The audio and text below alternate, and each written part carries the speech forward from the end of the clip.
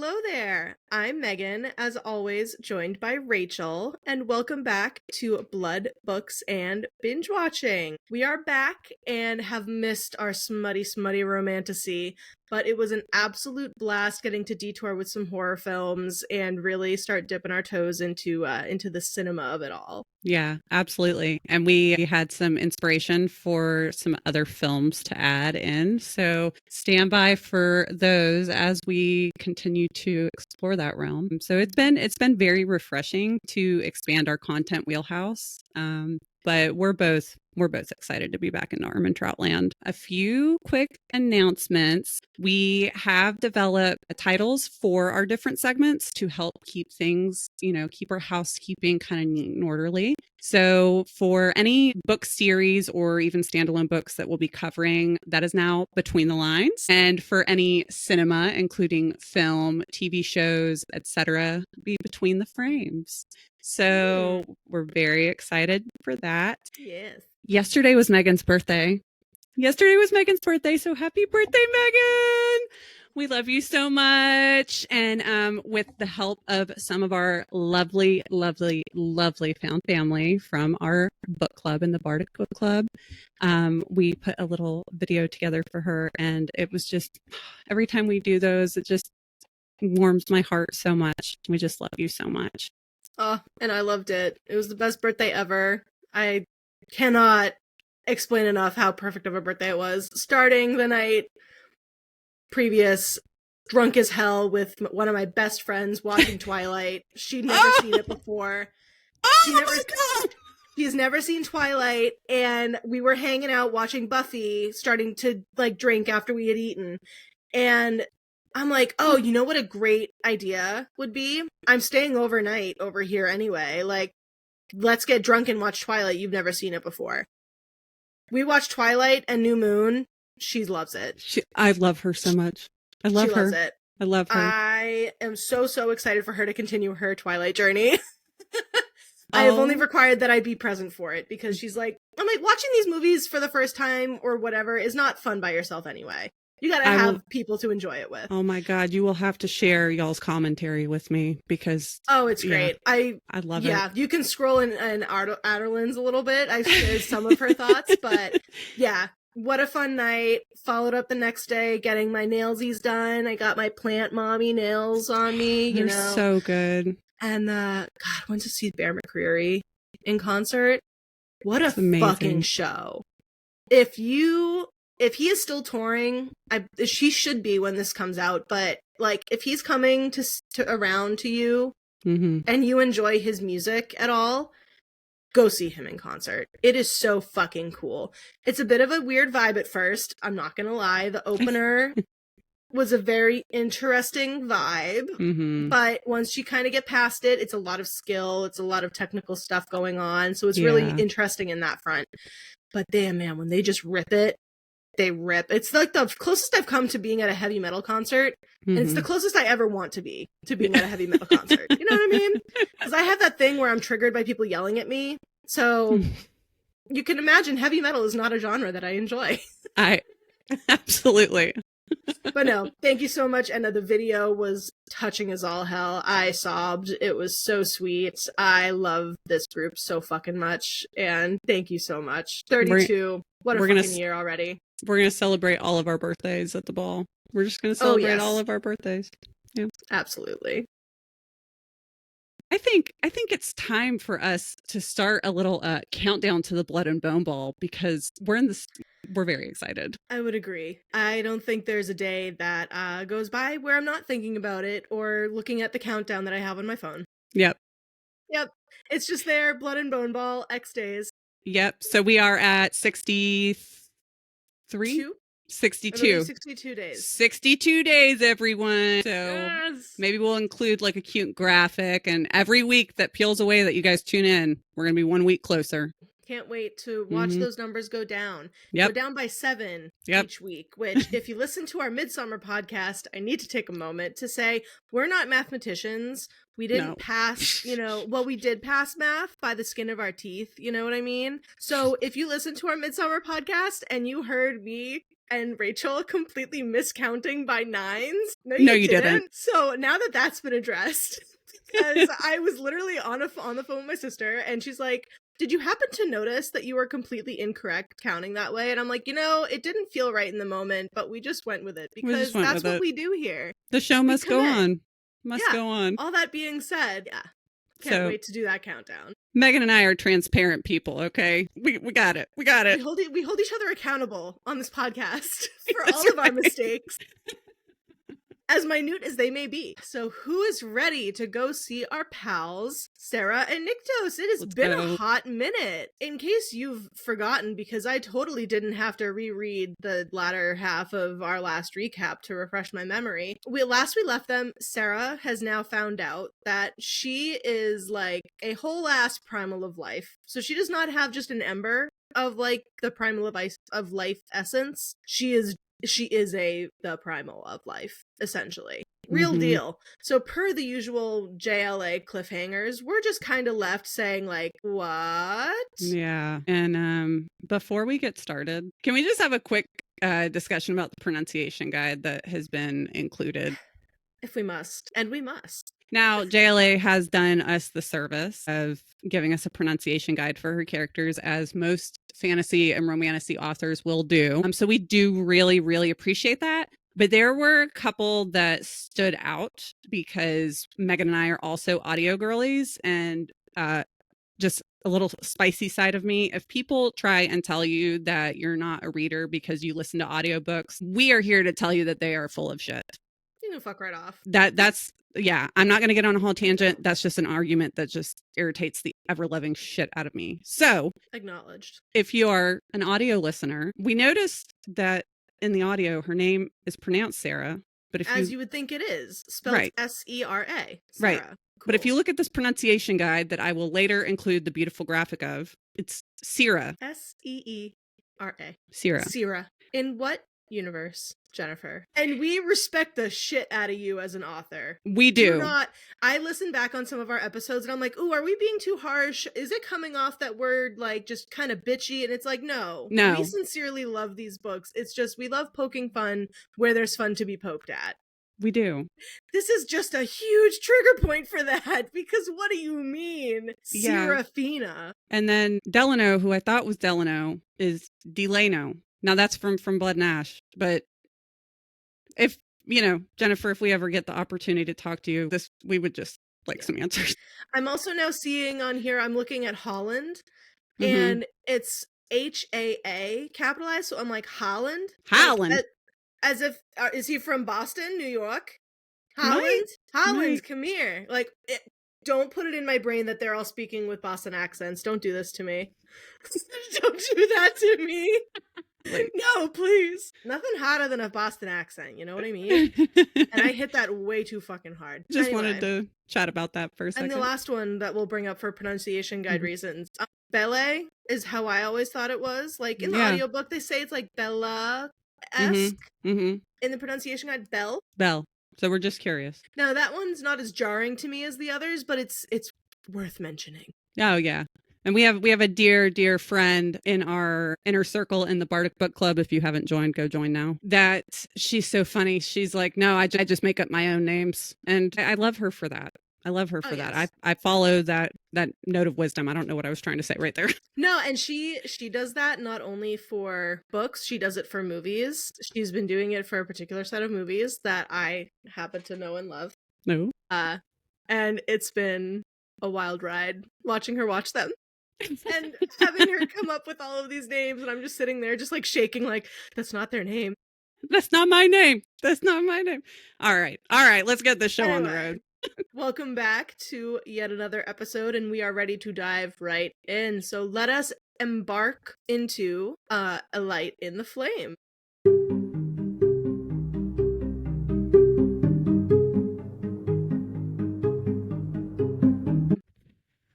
Sound effects. Yeah, we're super good at that. Voice actors. Hiring. Chapter 1. So yeah, as we said, Sera is actually the primal of life, and Nyktos bows to her. This Bow is to me. that's what I call a BFD, a big fucking deal. Sounds like it. I mean, he's like a primal. He's a primal and he's bowing to her. And I just added in this real quick note of how immediately on like page 1, we're just reminded of how handsome he is. Because what kind of romantasy book would this be without it? His wild silver eyes, his high broad cheekbones, his blade straight nose, cut jaw, wavy reddish brown hair, and golden bronze cheeks. In case you guys needed a refresher on what Nyktos looks like. Oh my god, do I look like Nyktos? No, I don't. It's like I'm like, oh yeah, totally. I just have slightly wavy reddish brown hair. And that's about it. And it ain't even real. So yes, he is. I do love those moments where we do get to be in Sera's mind, of course, and really just get to see yet again how hot this man is. Even if I myself am not a Nyktos girly per se, he has his moments. We haven't even, it's line 1 of chapter 1. Trust me, we're gonna get there, and the Nyktos girlies are rightfully so on that side. Penelope confirms this newfound fact. So if we remember, the goddess Penelope is with them. So not our Penelope, not our Poppy, but the goddess. The real deal. The realsies. So Nyktos rises after Sera pleads with him to please stand the fuck up. And Sera feels him rather, reading her emotions, and is like, no, please. You said you weren't going to do that. I'm going to need you to stop right now, actually. And he tries to tell her, he's like, it's a sign of respect. And Sera starts to say that she doesn't deserve it. Girl, we're only on page 2. Like, not the self-deprecation on page 2. My not really heart. Self-deprecation, but not feeling deserving, you know. Yes. Gonna be a fun one. Yep. And yeah, once again, we're reminded that in order to ensure Sera survives her culling, she needs to be assisted by the one who loves her, who also has bloodlines within the primal of life. Nyktos, duh. And he stands close to her and like touches her neck, and he gets like right up in front of her mouth. Like they're very close. It's got that moment, you know? And he tells her to breathe. It's like, that would make me not breathe, actually. Her pulse quickens because the touch she finds is warm, and it reminds her of all the other touches that they've shared. And so Sera starts to back away from him in that moment. Yeah, and she is reflecting on like how she was Nyktos's first and he would be her last because, you know, she's supposed to die. And don't ask me, I don't know why I thought of the Swan Princess, but I immediately thought of that movie. I have no idea why those two worlds merged, but I think I was thinking of Odette turning into a swan and Derek coming out there, and I don't know, random ADHD. That's what we're here for. 2 unmedicated ADHD girlies just running rampant. Of course. Is that not what all podcasts should be? But yeah, no, I don't think I've seen The Swan Princess since I was a kid. At first I thought you were talking about Swan Lake, and I'm like, I wouldn't say so. Black Swan? Oh, no. I don't think so. Listen, my grandmother is a seamstress, and she made me an Odette dress, and I wore it every day. That movie is like at the core of my being. Nice. I love that. I'm sure that there's definitely at least 1 or 2 people out there listening that can relate. So Penelope brings up the gods of divination. Who are they, you ask? Well, they're gods that are able to see all truths, even the ones that are hidden from like everybody in all times, even the Ere, I guess. And the gods of divination, lived in Mount Lotho, and oracles would speak to them, and only gods welcomed by the Ere were these, like, gods of divination. So they're, like, the ones that would record the prophecies from the oracles kind of deal, I believe. That's what I gathered from that. Yeah. It's kind of like, you know, and then this is an actual topic, but like the Akashic records. I don't know if you've ever looked into those or heard of those. That's a whole nother wormhole. We won't go down that right now, but it's that's what I thought of. It's like, you know, supposedly like your soul contract, et cetera, et cetera. Okay. But we do, I thought this little tidbit was interesting. We learned that Penelope's mother was a god of divination. So it's very interesting. Very. And so we do also learn that prophecies are the dreams of the ancients. Okay. How reliable can that really be? Because they're not here. They're like entombed, aren't they? I mean, yes. And that's why prophecies suck, right? Like, they're pretty much impossible to decipher. Even when Penelope, like, was reciting it in the last book, at the end of the last book, she's like, yeah, they're always really long-winded like this. Right. Like how guys, are we really like... Also, relying on the dreams, I just always have... Because just personally, like, whenever I have dreamed, it has not been, like, I could never lucid dream. I always had those, like, where I would wake up, unless it was traumatic enough, I wouldn't remember it. Mm-hmm. So yeah, I, like, can't relate at all to being like, if my dreams were prophecies, good fucking luck. You would not be able to understand what the hell those were, because I wouldn't even know. I wouldn't even know what happened when I woke up. But these are gods and ancients and higher beings, so I'm sure everything is just better, as we now know. Yeah. So thinking on, her situation, particularly about being a vessel for Sotoria, and also she kind of reflects back on what Nyktos had harshly told her at the end of the last book, saying, "You are just a vessel that would be empty if not for the ember of life you carry within you." Yikes. And Sera explains how, I actually saw Kolis not that long ago, if we remember that scene from the last book where she was there for, I believe, like the Ascension of one of the Chosen, and as he was leaving, he looked directly at her. And she's like, well, I must not look like Sotoria, because then he probably just would have taken her right then and there. And Nyktos at this point is looking like he's about to go, quote, full primal at hearing that. And it's like, the physical, visceral reactions that he has to, like, her being threatened, I get that they're supposed to be, like, hot and all of that, but that's where the, like, it's not possessiveness or anything, I don't know. It's where, like, my hairs stand up and I'm like, how do I feel about this? Yeah. I don't know. Oh, yeah. And I definitely have some notes down the way on where I totally feel you on that. It's like conflicting, like we're not sure, we're not like fully gun-ho on him, like I know I was Castile. I was for Castile, but when Castile would get, like, possessive or whatever, if anything, like, he might have bared a fang or something, but his, like, granted, he wasn't a primal, but Nyktos, like, his skin gets all thin and stone hard, and he, like, it's the inner pow, the ether within him just churns and is, like, so at the thought of her being taken, and it's like, give me a break. Yeah, it's I absolutely.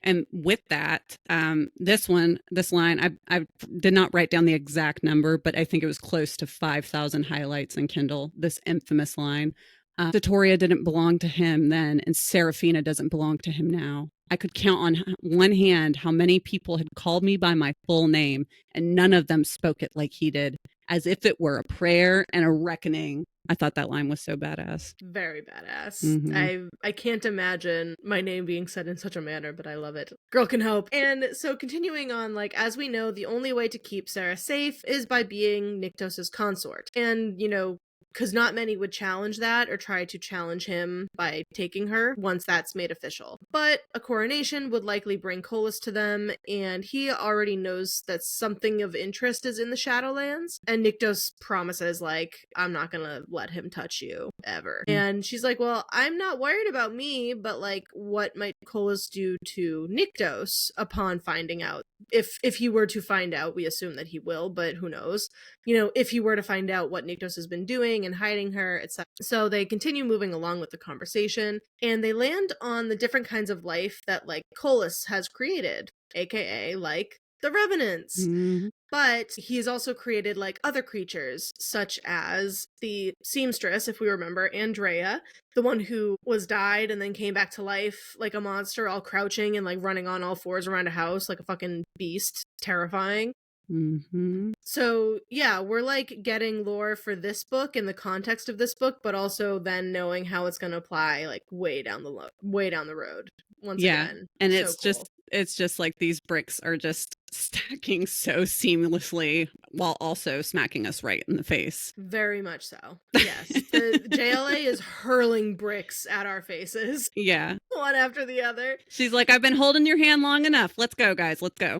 Yep. And so Holland refers to what this seamstress became as Ta-da! Craven! And You so a brick. No, I'm just kidding. Oh my god, yeah, reading that the first time I was just like, oh shit. Right. It's the birth of the Craven. It's all coming together. And apparently the Craven are a way of keeping the balance between life and death, and it only applies to mortals though. So it's like a wrongly killed mortal that's killed in that way will come back as a balance, I guess. And I was like, the math doesn't math. Yeah. Because then that one being is then gonna go off and kill others and turn others. Seems like more people are dying and then they're all getting raised, but then also that's part of the balance. It's giving a little bit of a messy overlord. That's what it's giving. Maybe. So, for instance, when Sera brought back Marisol that night, her stepfather died later that night. So they're like, that's part of that balance that the ARA keep in check. Like, she brought someone back, someone else had to die. And it very much brought me to, like, the Hercules with the fates when they cut the strings. Absolutely. So Sera now realizes that for each mortal life that she has saved, another person out there has paid the cost. So, that's a lesson learned. You can't just be bringing people back to life. There are consequences for your actions. And learning that lesson in the most serious way. Yeah. Nyktos says he can handle Kolis, but Sera's worried that Kolis will kill him. But he explains, like, he physically cannot kill me because of said balance. One primal of death, a primal of life. So it's very Star Wars to me. It's all about the balance. It's the Force. It's the light and the dark, Yep. And Holland says life cannot exist without death, and they should not be one and the same. So they point out, like, it's should not cannot. So they refer to, like, the existence of a primal of life and death. So Holland then at that says, like, well, anything's possible, even the impossible. It's like, you're not making this any easier. Literally. And Sera and Nyktos, or at least Sera, makes a point to be like, that is so less than helpful. And he's like, sorry, it's what I can do. I'm ARA. I have to speak in vagueness. It's like, God, you're so aggravating. And so, have you ever watched Mirror Mask? I don't think so. Oh, okay. Never mind. No. There's like a sphinx creature that presents a riddle, and it made me think of that. So a primal of life and death is not meant to exist because their power would be absolute and able to, guess what, unravel realms in the same breath as creating one. So I read that and I just go, damn, Poppy, you're gonna be hopefully not a problem. I worry for our girl now. I worry for her a lot. I do too, because at this point, even though this is the second book in the Flesh and Fire series, at this point, we've gauged that these are separate timelines, right? At least, I think that you and I both did by the time we got to this book or started the first one. So yeah, it's thinking about, like, okay, if Sera's story is happening in the past, but we know what's going on with Poppy now, she's about to unearth some shit. She's fucked. And it's just further confirmation also, I think, like, where Isbeth was, like, harping so much on the last From Blood and Ash book of being like, your job is to destroy the realms and then remake them. And it's like, well, for this to verbatim say, able to unravel realms in the same breath as creating one. Yep. Because we know before Esbeth died, that's exactly what she wanted to do. So we got from the very first Blood and Ash book that there was definitely hints at religious control in this series, right? And so this line right here about we're now revealed exactly how powerful this primal of life and death is. And I just, able to unravel realms in the same breath as creating one. I was like, I feel like that's a major allegory for, the idea of the breath of life. Also, giving CPR to someone that is, the breath of life.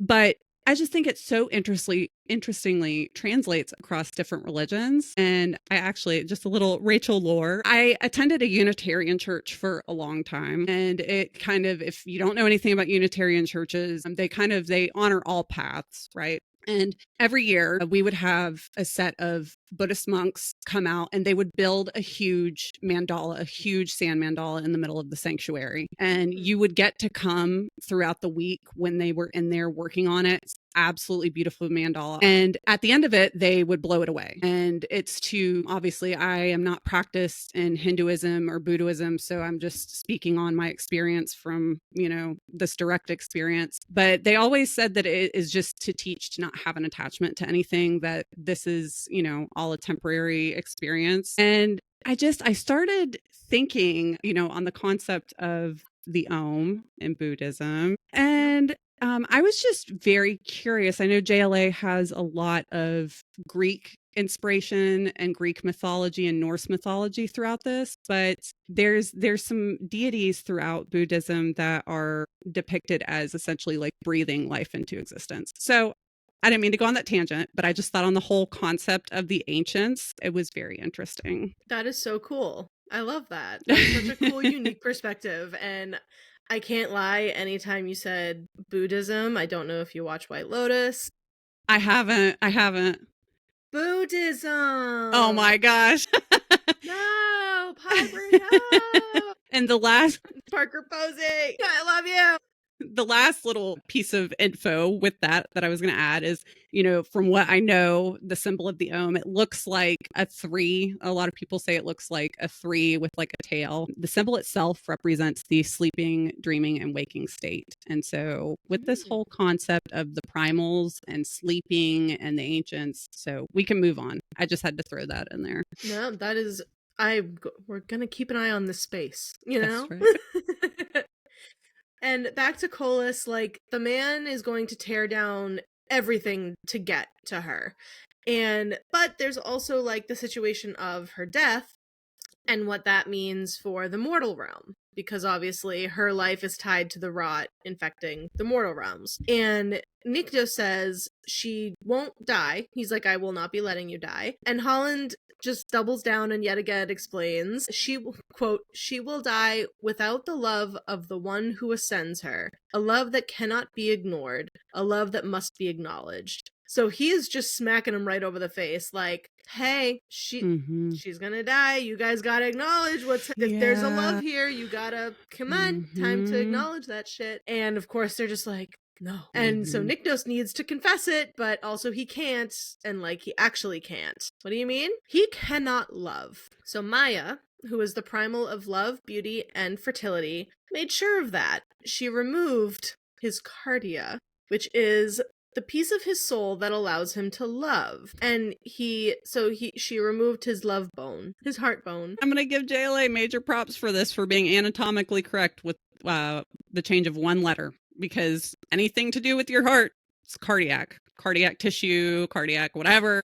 Instead of a C, we have a K, cardia. Yep. So, but I do appreciate, in the midst of fantasy books where everything's like elusive and trying to figure out, I appreciate the directness. Yeah. In that moment, we do have to thank it for that, for not leaving any room for, much interpretation on what exactly she's referencing. And beginning chapter 2, Nyktos says that it was barely an inconvenience having it removed. And it's, pretty nonchalant for what sounds like probably was a very painful procedure. And so he cares for others, but he can't love them. So he's able to like care about somebody, but not actually love somebody. And it's like, at what part is that not love? I feel like if you care for somebody, it might not be full blown, like, I'm in love with you. It's like, caring is a part of loving, I would think. I feel like that's a part of it. And Sera looks at Holland and he sees like she's annoyed, and like he essentially helped to train her, and with the end goal of killing Nyktos and carrying out the duty of making Nyktos fall in love with her. Now to find out that he knew all along that she was never going to be able to do that in the first place. But he couldn't tell her because of the rules. It's like, how frustrating. So it's like, it's blow after blow for Sera of like, okay, first we find out that, like, killing him wouldn't have done anything anyway, because he's not the true primal of death. It's, yeah. And now, so, like, all of her training was for nothing for that, and now it was all also for nothing because she wouldn't be able to make him fall in love with her anyway. Yeah. I think God. that the Ere, though, I am very interested with them, like, especially at the end of the last book. I'm going to be like deep diving them for the rest of this series. They are so interesting to me, and especially because I think it's Nyktos. I forgot, I can't remember who, but calls them cosmic cleaners, and I'm like, my mind, like, in this part of this chapter, they're talking about that, about how he's like, I couldn't intervene with you, like they're literally there to bystand, just kind of like buffers in a way. They're the TVA. They are from Marvel. Oh wow, yeah. Cool. Not really, because it's really bad. But when you said like they're like keeping the realms in check, whatever wording you said you used, I was like, they're pruning the timelines. I mean, yeah, essentially, because they're like literally just there to. I would say that I don't want to say they're like watchers, but they're like threads. I would say they're like threads of the fabric of the universe, I guess. So Holland tells her that the mortal realm would have maybe a year before it's like completely barren. So after Sera dies, it would last probably about a year before it's kind of end of things over there. And then we get a welcome update about Sera's stepsister, Ezra, and he refers to her as rather a Queen Esmeria, who was crowned and married Marisol shortly after Sera left. Yay! We got news from the mortal realm. Oh my gosh!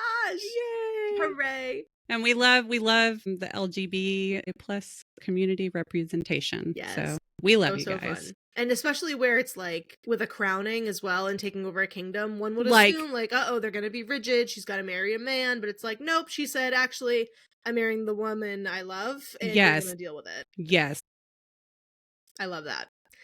So Sera has, of course, the gut reaction of wanting to warn them of what's about to happen, but the Ere simply won't allow it. It's like, of course you won't. Why would you be of help? Yeah, and it's like, if I had learned anything, it was that the truth led to a choice. Why is that so fucking hard? I know why. Because money runs everything. I will keep my temper down. I will keep myself in check. I will not crash out on this podcast right now. But in chapter 2, why is that so hard for people to understand? Just tell the truth and let people make up their own mind. Okay. I know. As if it's that hard. Sorry. Okay. It's okay. So Penelope says that she has a charm that will keep Sera safe, essentially keep her power hidden from others. And so we cut to a little bit later and a Victor is drawing with like ink on her wrists. And he says it will prevent her from being taken against her will from wherever the charm was placed. So to me, that's like if someone tries to like take her somewhere, if they grab her by the wrist, they won't be able to. So I'm like, okay, so they grab her by the arm. And that's fine. But I guess it's also preventing her from being handcuffed, something like that. So I'm sure that there's other details that come into play. But to me, it seemed very specific. It's like, if anyone tries to take her and grab her from the wrist, they won't be able to grab her from the wrist. It's like, what about the rest of her body, though? What is that? And,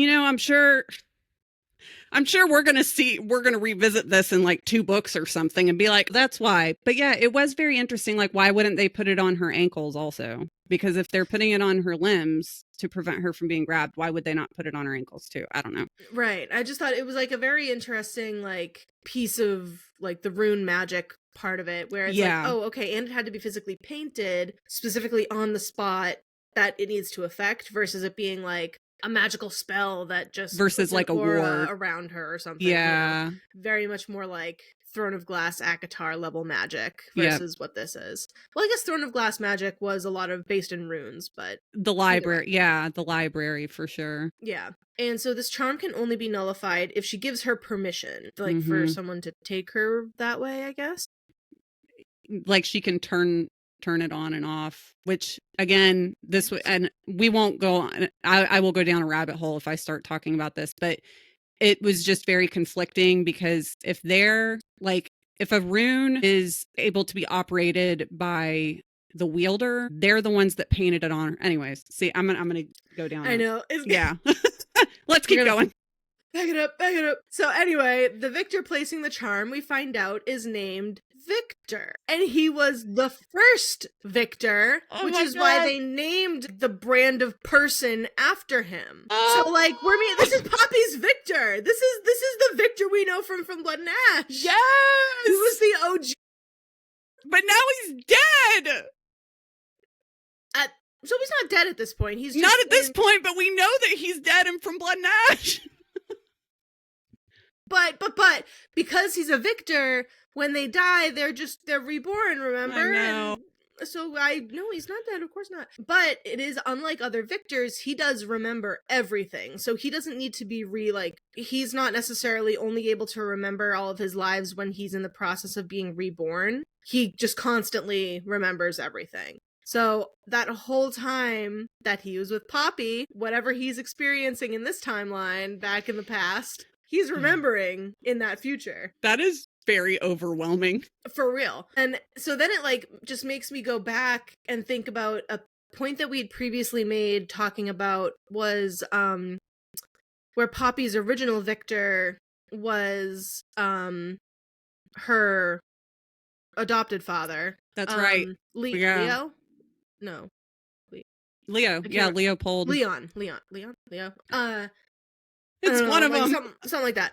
Coralina and something, but and Leo. Either way. So then I'm like, oh, and then so once he died, he was reborn as Victor. So I am genuinely curious now if they just decided to send the OG at that point. If they're like, well, they clearly need the big guns or something. Yeah. I don't know. It got my wheels turning. We're gonna hold on to that. We're gonna pin that. We all said, we're gonna hold on to your theory. And so we don't get many more details on how he became the first victor, but Penelope says he saved the life of someone very important and paid a very steep price for doing so. The Fates decided to reward him, and later realized they could give aid without upsetting the balance. So victors were created by the Fates to, step in to provide aid while not changing fate. Mm-hmm. So it's it was their little loophole that they found to be able to, not play with prophecy and all of that, but, I don't know. Yeah, give aid, I think is the best way that she could, reference that. And so the writing fades into Sera's skin, and Nyktos says that he can't see it anymore, but he can feel it on her. Mm-hmm. And so other primals and stronger gods will also likely feel the energy in the ether coming off of the charm, but they wouldn't be able to really place who or what it's coming from. Yeah. And I would love to see some Sera cosplay with these tattoos. I'm just saying. There's an opportunity there. That would be very cool. I know that we know a few people that dressing up as a certain Sera. Yeah. And I feel like at this point, though, because, they're helping her essentially, even though we don't know that much about these tattoos at this point, other than they'd prevent her from being taken, I feel like we finally have a party working in Sera's favor. It seems like she has people that are wanting to go to bat for her, but this is chapter 2, and these authors instill trust issues in us. So, Very true. Before they leave, Sera and Holland kind of share a moment together, and he apologizes for not being able to tell her all of these things, but she says that she understands. And he also tells her about that one thread, if we remember, that broke off from all of the other possible strings of her life. The one that was unpredictable, the shadowy one. He says that it can change just as her thoughts do, as her heart does, as Nyktos' heart does. Mm-hmm. So not stepping in, but not saying nothing. Yeah. And they continue on this conversation saying that fate is never truly written in bone and blood. I think that sounds like an upcoming book release, everyone! It does. And that's the next From Blood and Ash book. That's not the next Flesh and Fire book. Yep. Primal of Blood and Bone. We're like fucking bloodhounds with this. Yep. But he says, love is a powerful thing. And to quote another book series that we're currently covering at the Bardic Book Club, through love, all is possible. And finally, he tells her that what she was trained for actually was not for nothing. She still is his weakness, but not Nyktos' weakness, Colus's weakness. Because she was to become his weakness and have him fall in love with her, not Nyktos. Stay with the High Lord dupe! Very much so. Very much. Yeah, not that High Lord. Yeah, it's oh, you thought we meant this primal of death? We actually meant this primal the other of one. Death. It's sorry I didn't know there was another one. So we cut to back at the manor now, and Sera's just thinking over everything, and Nyktos comments on the ranging emotions that he's feeling coming off of her. And essentially only Maya and Nyktos know about the loss of his cardia. And she asks him, why would he do such a thing? And he says that he saw what the loss of love did to his father as well as Colus, and he didn't want to feel that loss personally and end up making the same mistakes. So it's oh, it's so tragic. Mm-hmm.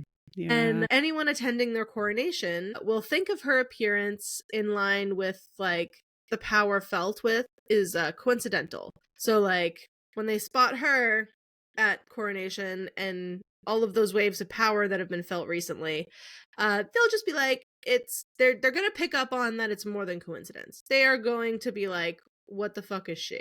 Yeah. So it's kind of already starting to get her prepped and thinking about those kinds of questions that she might be getting asked. So moving to chapter 3, Sera and Nyktos bicker, and he once again asks if she really doesn't care about her own life. This is not going to stop. Just so everyone's aware. Yeah.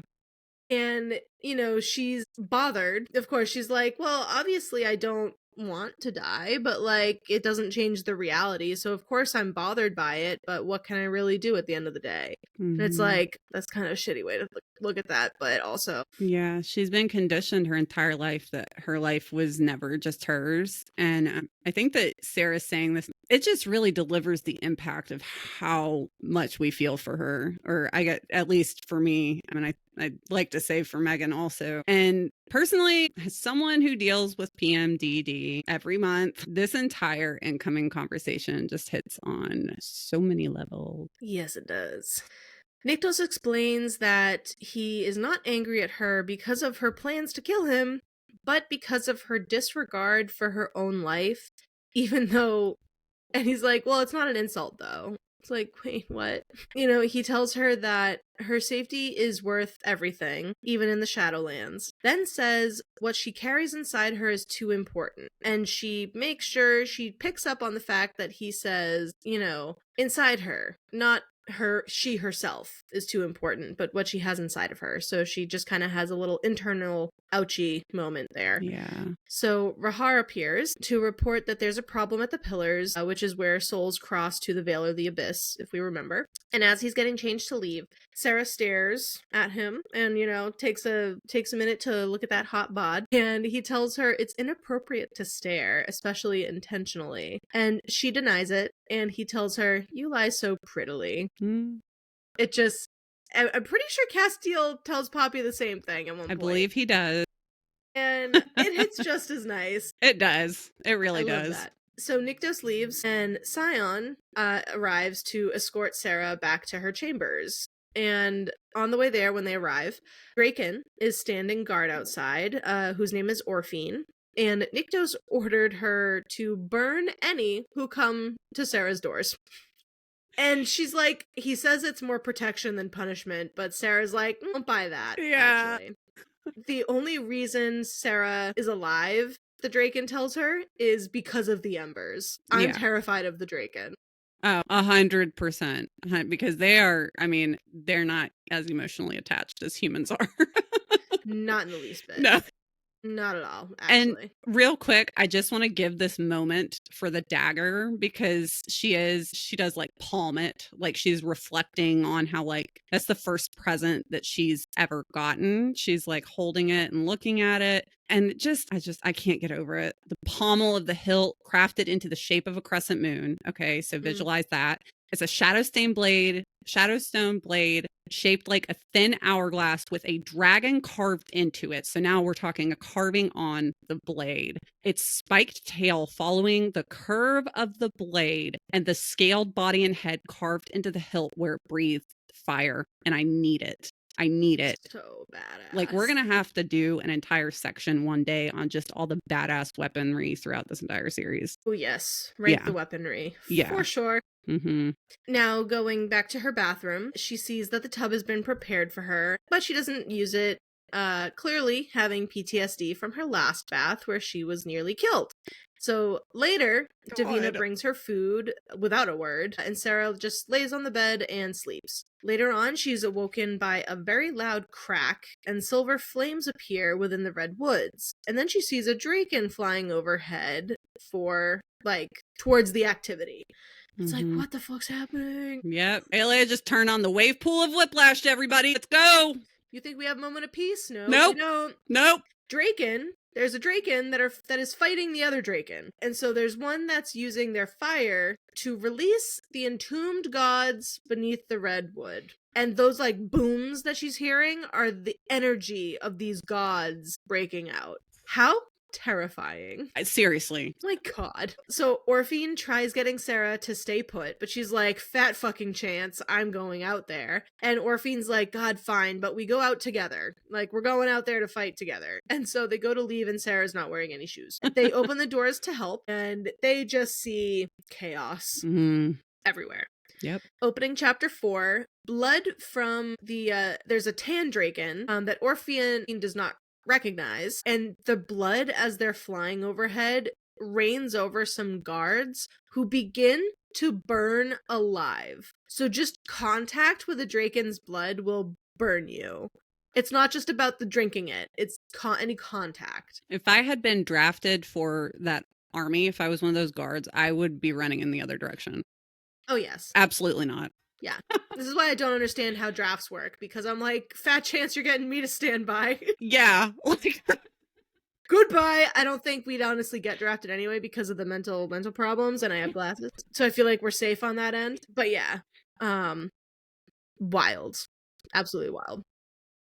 And so these gods that have just been released they are hungry hippos, and charge towards them, and then Orphine, now in draken form, and then Sera kind of fight side by side, kind of burning stuff, stabbing stuff. Sera charges at a draken that is covered in entombed gods attacking, and she sees who it is, and it's Davina. So long, Davina. Oh, get the lighter. Where is it? I have it.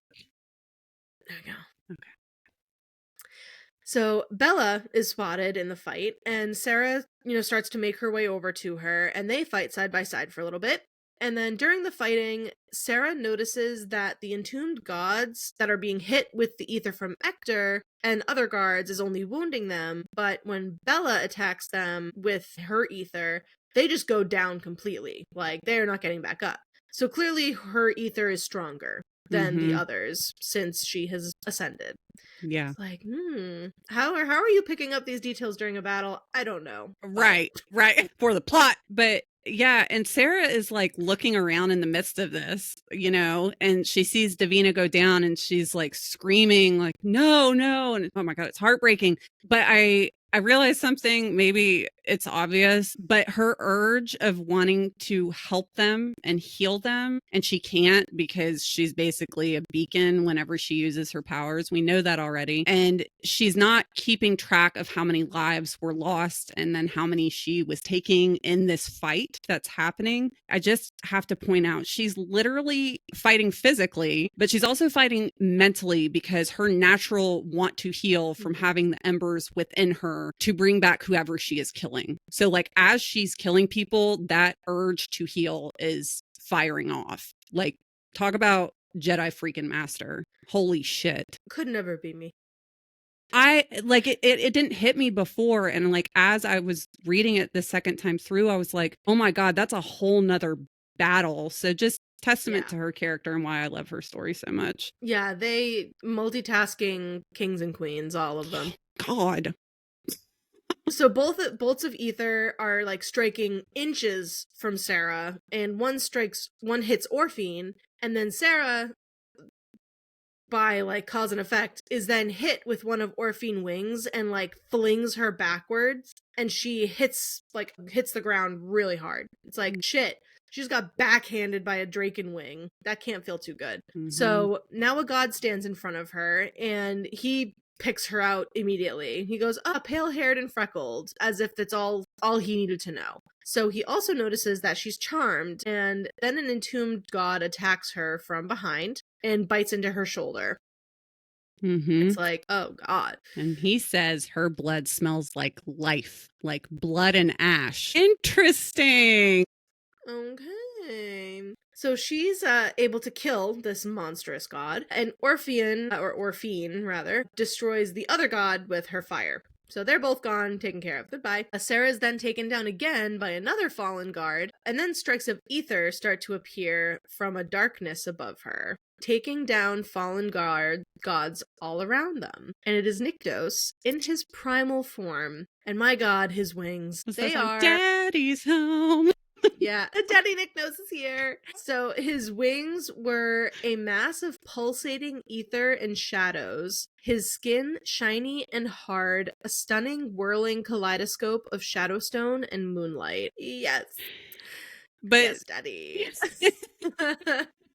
But like that entire sequence is just so powerful. Like Sarah's literally stabbing, or I think like right before he shows up, she like gives a giant battle cry and stabs one of the gods in the heads. She's like, I will not die today or something. Or is that, no, that's Fourth Wing, isn't it? I don't know. But so she like goes ape shit on this god. And then so seeing her in like full battle mommy mode and Nyktos oozing power, it's just...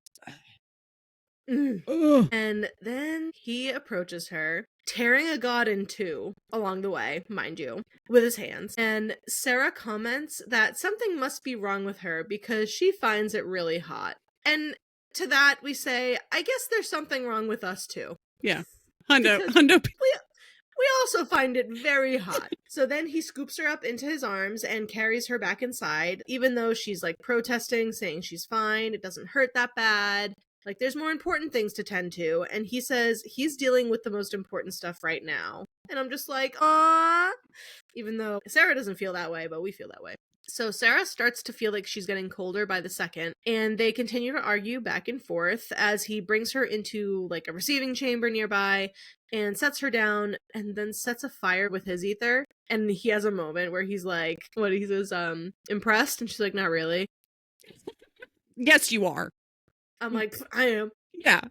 And so she tells him that the god earlier said that her blood smelled like life, like Rachel said, of blood and ash. Mm. And Nyktos says her blood smells like a summer storm. Swoon. So Sarah's been bitten actually twice, and, you know, her muscles and such are in rough shape. So Nyktos offers her his blood in order to heal her, and he promises that she'll enjoy it.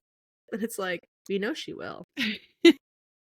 And so she drinks, and his blood starts to warm her. And then as she, like, drinks from his wrist, he tells her that she's doing such a good job. And I was like, stop. Where's the praise kink at? I'm finding things out about myself. As I do every time Carol goes into Amren's.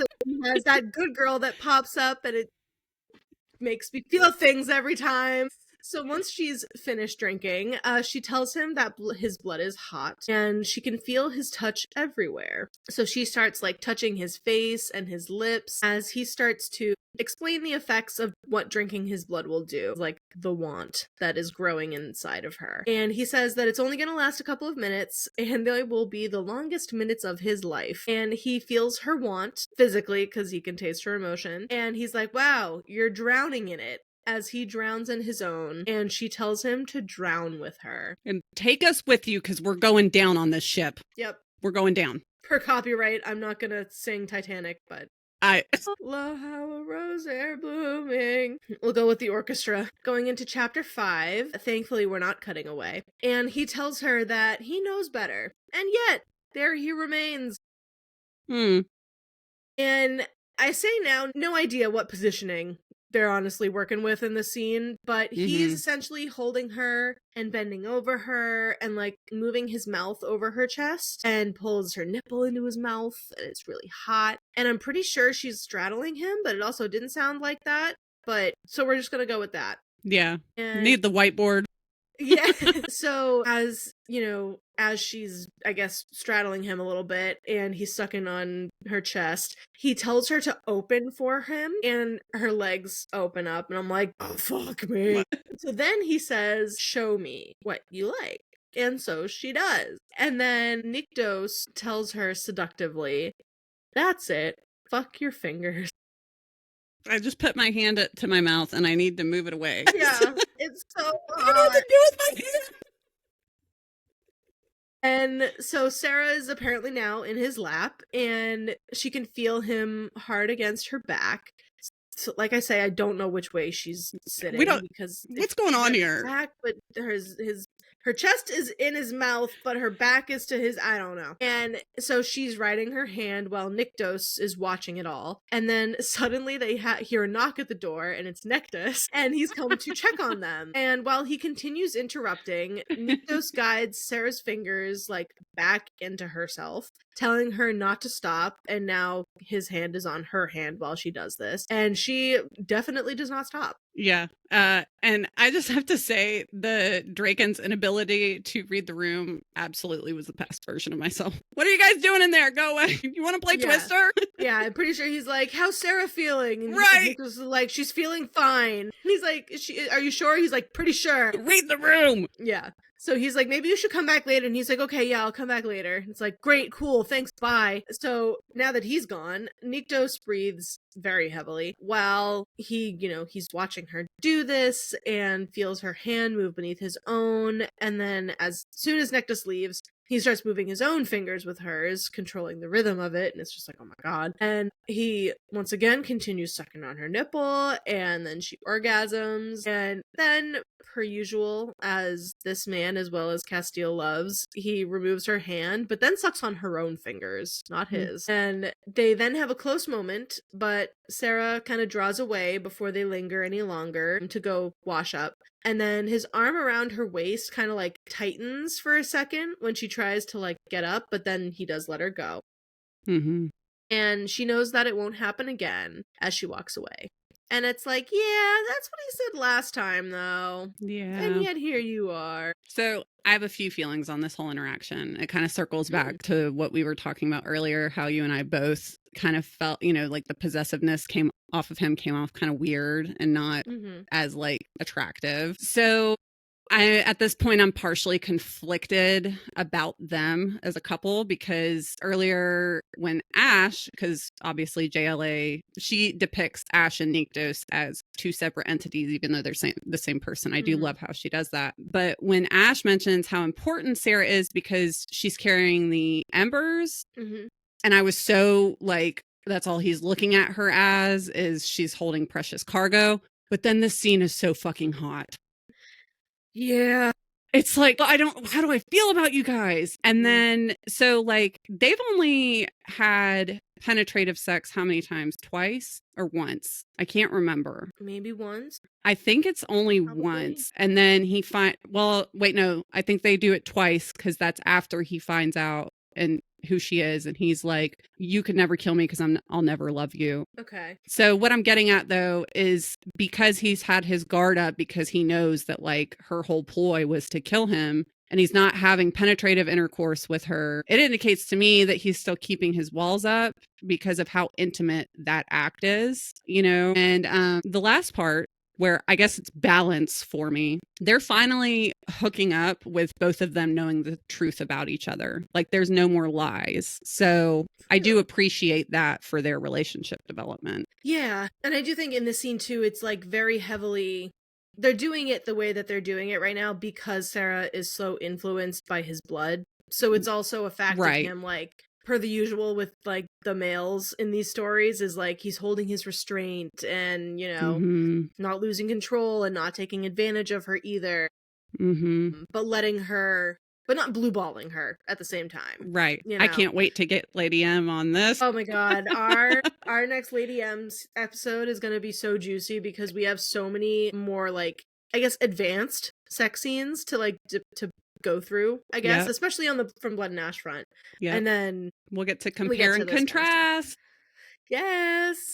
So an hour later, Sera is in the war room thinking about when she tried to bathe again, she could only stand inside the tub, pretty much. So she's reflecting on that a little bit. Like, her PTSD response to using a tub is still very much present and very strong. And honestly, I'm surprised that she's already started taking these steps to, like, get back in a tub. I'm like, dang, girl. I'm sorry, my bangs are in my face. Anyone watching video, you're seeing me touch my face this whole episode. And so, yeah, I commend her from, like, trying to take steps herself to be like, can I do it? Am I ready for it? And then, well, of course she ends up not, but she's testing her limits and kind of feeling it out for herself. Yeah. So they're debriefing after the battle that just took place, as far as who sent the Draken that attacked and what to do with Sera. It seems like whoever ordered this wanted Sera dead, for sure. At the mention of it, everyone feels a tension spread across the room, and lights flicker and things begin to shake. And then, so it's Nyktos getting upset. And Sera then, like, notice that she's touching his arm and quickly removes it. Like, oh, I can't touch him. Like, there's a whole thing about having the physical touch with him. That is, of course, continued from the first book. And Nyktos says that it would have had to be a primal that sent the Draken, but which one? And so it has to be someone who knows about Sera and who is also willing to anger Nyktos and Kolis by allowing her to die. Kolis because of the Sotoria part, Nyktos because of who Sera is. And after the meeting, Sera kind of has a walking and talking moment with Ios, and Ios tells Sera that she is not at fault for the attack. And it's like, we love Ios a whole lot. Yeah, and she also tells her that creating life out of death is in your nature. It's instinct. So I just circling back to that little point I had brought up about her having to fight on the battlefield, but fighting the urge to also heal them. But yeah, big Ios fan. Love her so much. Very much so. And back in her room, Sera thinks about how Nyktos did not deserve the hand that he was dealt. The life that he had to lead and essentially manage the consequences for actions that weren't his. And wow, doesn't that sound familiar, Sera? So knowing what she has to do at this point, she changes clothes, prepares to leave, and looking to the door connecting their rooms, she says, I'm sorry. And then she leaves via her balcony and scales the walls in order to leave and get to Leith. So she heads into the Redwoods. So chapter 6 picked up, and her goal is to go to kill Kolis now. By going to do this, she's back to square one. She has to make him fall in love with her and then kill him. So making her way through the dying woods, Sera sees a massive silver hawk land on a branch nearby. Looks like the one that she had healed previously. And so the hawk looks right at her and then swoops down towards her before, like, veering at the very last second and then attacking a shadowy mass that was creeping up behind her. The shades are here. Yeah, the hawk's like, let me return the favor and help you out, bro. Yeah. There's something else with the silver hawk. I've got my eye on the silver hawk. 100%. There's something to be found here. Yeah. So one after another, Sera and the hawk have, like, a team up moment and are fighting off these shades. And then Sera at one point makes contact with whatever, like, bone figure is hidden beneath the shadows that are covering the shades. And then she sees the form underneath. And essentially the shades are just all white bones that are, like, holding and containing withered, graying organs and a dead heart. But this one starts beating and then starts to gain a pinkish color, and then muscles start to form and the body takes shape, and like veins are added to tendons which grow onto skin, and then slowly lips form on this thing's mouth and it crackles out like Mea Lisa. What the fuck? Oh, so terrifying. Nightmare fuel. So then silver crackling lights fill up the woods and destroy all of what was left of the shades. And then the hawk takes off. And then a voice simply says, Seraphina, ruh-roh. Yeah, she has like this, fuck. Yeah, but yeah, And then she tries to run. And she's like, don't really know how far I'm getting, but I'm gonna run. And so she runs, and because, like, if she didn't get away now, then she would be trapped in the Shadowlands forever. Like, he's never letting her out of his sight. Mm-hmm. So, and then by that point, she wouldn't be able to fulfill her real duty of killing Colas. So, double because, like, he's offended that she's trying to escape, but also, Nyktos has shown a pattern of, like, wanting to not have her sacrifice her life. So he won't let her risk her life like that. And then as she's running, she smells the citrus of Nyktos before he crashes into her, and they both fall to the ground. But he makes a point to hold her back to his chest, and he takes the brunt of the fall. It's the little details. But then he scolds her for running from him. He's like, what were you thinking? Running from me? Why are you running from me? From me? Really? She says, "Fuck your rules." Yeah, it's a major brat kink, about 1,000% right now. Interesting you say that. We will pocket that comment for later in this episode. So asking her why she would do something like this again, she says that she was just trying to save him, and then he realizes what she actually means to do.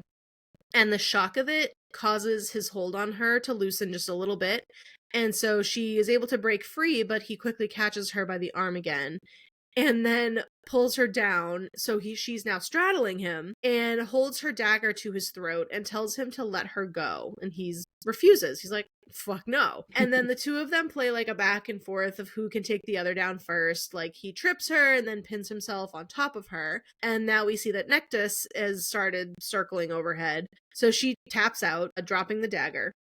And as she starts to try to get him to understand why she needs to do this, Nyktos takes his true form with the wings, and while the form is intimidating, the voice is quite soft, which I love that, like, I don't know, those two versions of him colliding. I like that. Yeah. And Sera does not care about giving her life to save others. Nyktos doesn't like that, and says she's too important because the embers of life are too important. At hearing that again, Sera feels a ball of emotion start to surface, like all the things that she's never been allowed to feel through all of her abuse her whole life. So she says, I was just a vessel full of deep scars left behind from the first life I'd taken, and all the times after that, leaving the wrong kind of mark behind. I was nothing more than bruises on a blank canvas because I didn't feel it. Which is... Yeah, it's really deep. I just, like, the bruises on a blank canvas line was just... Yeah. Oh my god. Yeah. Just, like, from that alone, like, I feel like we're just getting some major development here with Sera wanting to just give herself fully over to Colas. Now that she knows that is what she's supposed to do, she's like, well, fuck it, I'm just gonna do it. Well, yeah, like, her whole life has been fueled by, like, this need to fulfill her duty. Yeah. She was kind of put down because she found out that there was no duty to fulfill because she physically can't make Nyktos fall in love with her, etc., etc. And now only to learn, like, oh, it's not him I have to take care of, it's the other guy. So it's kind of just bringing all of that up again. Yeah. It's she's just so dedicated to her duty. You know? That's all that she knows is her purpose. She has no purpose for herself, so she's like, I'm just gonna go. Yeah. And so as she then screams out with frustration, she feels the power within her release and slams the primal essence into Nyktos. Woo! Oh. Chapter 7, Nyktos is flown back, but is able to stop himself with his wings, and it's like, and then Sera sees the shadow of Nyktos coming over her, and essentially prepares to be burned alive for attacking Nyktos. She's like, well, I fucked up, time to die. And instead, though, she opens her eyes and see that Nyktos is next to her, with a wing around her, protecting her from Nyktos. And Nyktos is kneeling, and, like, his power is clearly trying to, like, burst out of him. But it takes a minute to, like, calm down, and he reins his power back in until the tensions kind of calm down a little bit. It's like, oh wow, that was tense. Yeah, and he mentions to Sera that what she just did has to be from the culling, and that as she gets closer to completing it, that she can have more outbursts, you know, the heightened emotions. We'll cross over to From Blood and Ash. It's what we're seeing with Poppy right now. Sure is. And it is wild that I don't know if you know if JLA initially wrote these purposefully to be read one after the other like this, like intermingled between hopping over one or the other, because whether she did that purposefully or whoever first created this tandem, it could have been her, like, how beautifully they line up with certain plot points happening at certain times and certain information that you're being fed or like received. Like, it's so good. I do believe that this reading order is on her website for the. Okay. I think. I'm not sure. I will check because I just like genius level. Yeah. Because obviously, you know, like with the tandem read for like Throne of Glass, when you get to Empire of Storms and Tower of Dawn, it's like, but there's like a whole that's a battleground that people argue over. Oh my god, yes. But that was more, I think, kind of created by the book talkers, or maybe not book talkers, maybe not at that point in time, but like by the book readers, by the fans. Like they went through and were able to do that, but it would be a next level thing if JLA was like, I'm writing them this way and presenting them this way for an alternative reading order, you know? Gonna take this minute for anyone that is listening in that has not read Throne of Glass. If anyone tells you to skip Tower of Dawn, do not listen to them. Never. I just had to throw that out there. Never, never, ever. Have your discussions about what order to read Assassin's Blade in, whatever. Yes. Yeah. Do not skip Tower of Dawn. Do not. And if you have a friend that's thinking about skipping it, play them just this clip. Just skip to this clip. No. Yeah. Take it from a Kale hater. I fucking hate that character with all of my being. He is my least favorite SJM man to be written. Well, I like Excluding the villains. I cannot stand Kale. Oh, Megan, you're Kale, actually my heart. Kale salad. Stop it. Beating Rachel over with my hair, like, no, please stop. You wait until Catherine listens to this. And I got such a nice birthday video from her too. And oh my god, she's gonna be like, actually, I take it back. Re-edit the video. Take it out. So this is, I don't see if the reading order is on Jennifer's website. I'm like in her book section. But anyways, I do. Yes, this is the primo reading order. So, in our opinion. So, Sera notices that Nyktos' skin has gone cold again, and she's worried that she hurt him enough to make him that way. And it's like, well, you did blast him with some primal power, so wouldn't be that surprised. And telling Nyktos about the shade that she touched, Nyktos shifts and confirms that it was the embers. So the embers of life essentially started to remake the life within the shade. Oh my god. And Ethos used to be able to do something similar. So it's like, oh my god. Yeah. Horrifying. Yeah. So like, as we're, they're having this conversation and circling back to how that thing's heart was beating, and Nyktos says, that's not possible. Guys, Sera is literally carrying the embers of life. I think anything that is not possible is off the table at this point. So, just saying. I would agree. Nyktos shifts again and heads back towards the palace, and Nyktos conjures Odin from the band on his bicep for them to ride back. And it's just like, his war horse lives in his band. That's cool. Pokemaster. Yeah, and returning to the castle now, Nyktos fills in Orphine and Ector about what Sera was up to and tells her to go back to her rooms. It's just like, you're telling me to do what? Right. What? Do what? Which is exactly how she reacts, where she's pissed at being ordered around like a child and, quote, misbehaving. She tells him, quote, you sure as hell didn't think I was behaving like one when you had me in your bed and your fangs in my throat. That's right. Call him out. Call him out. So she's heated and literally starts stomping up the stairs. So after being told that she's having a childlike tantrum, she lashes out with her words and then stomps up the stairs like a child. Got it. And she only gets a few floors up before Nyktos catches up to her, and they start bickering about his guards not caring if she's if she was alive or dead. Probably rather her dead after what she's originally had planned. And it's like, well, yeah, I mean, they're loyal to Nyktos. Not really gonna want you hanging around, I would imagine. Mm-hmm. So she enters her bedchambers and shuts the door on him. She's like, are we done? Cool, great, bye. And shuts the door on him.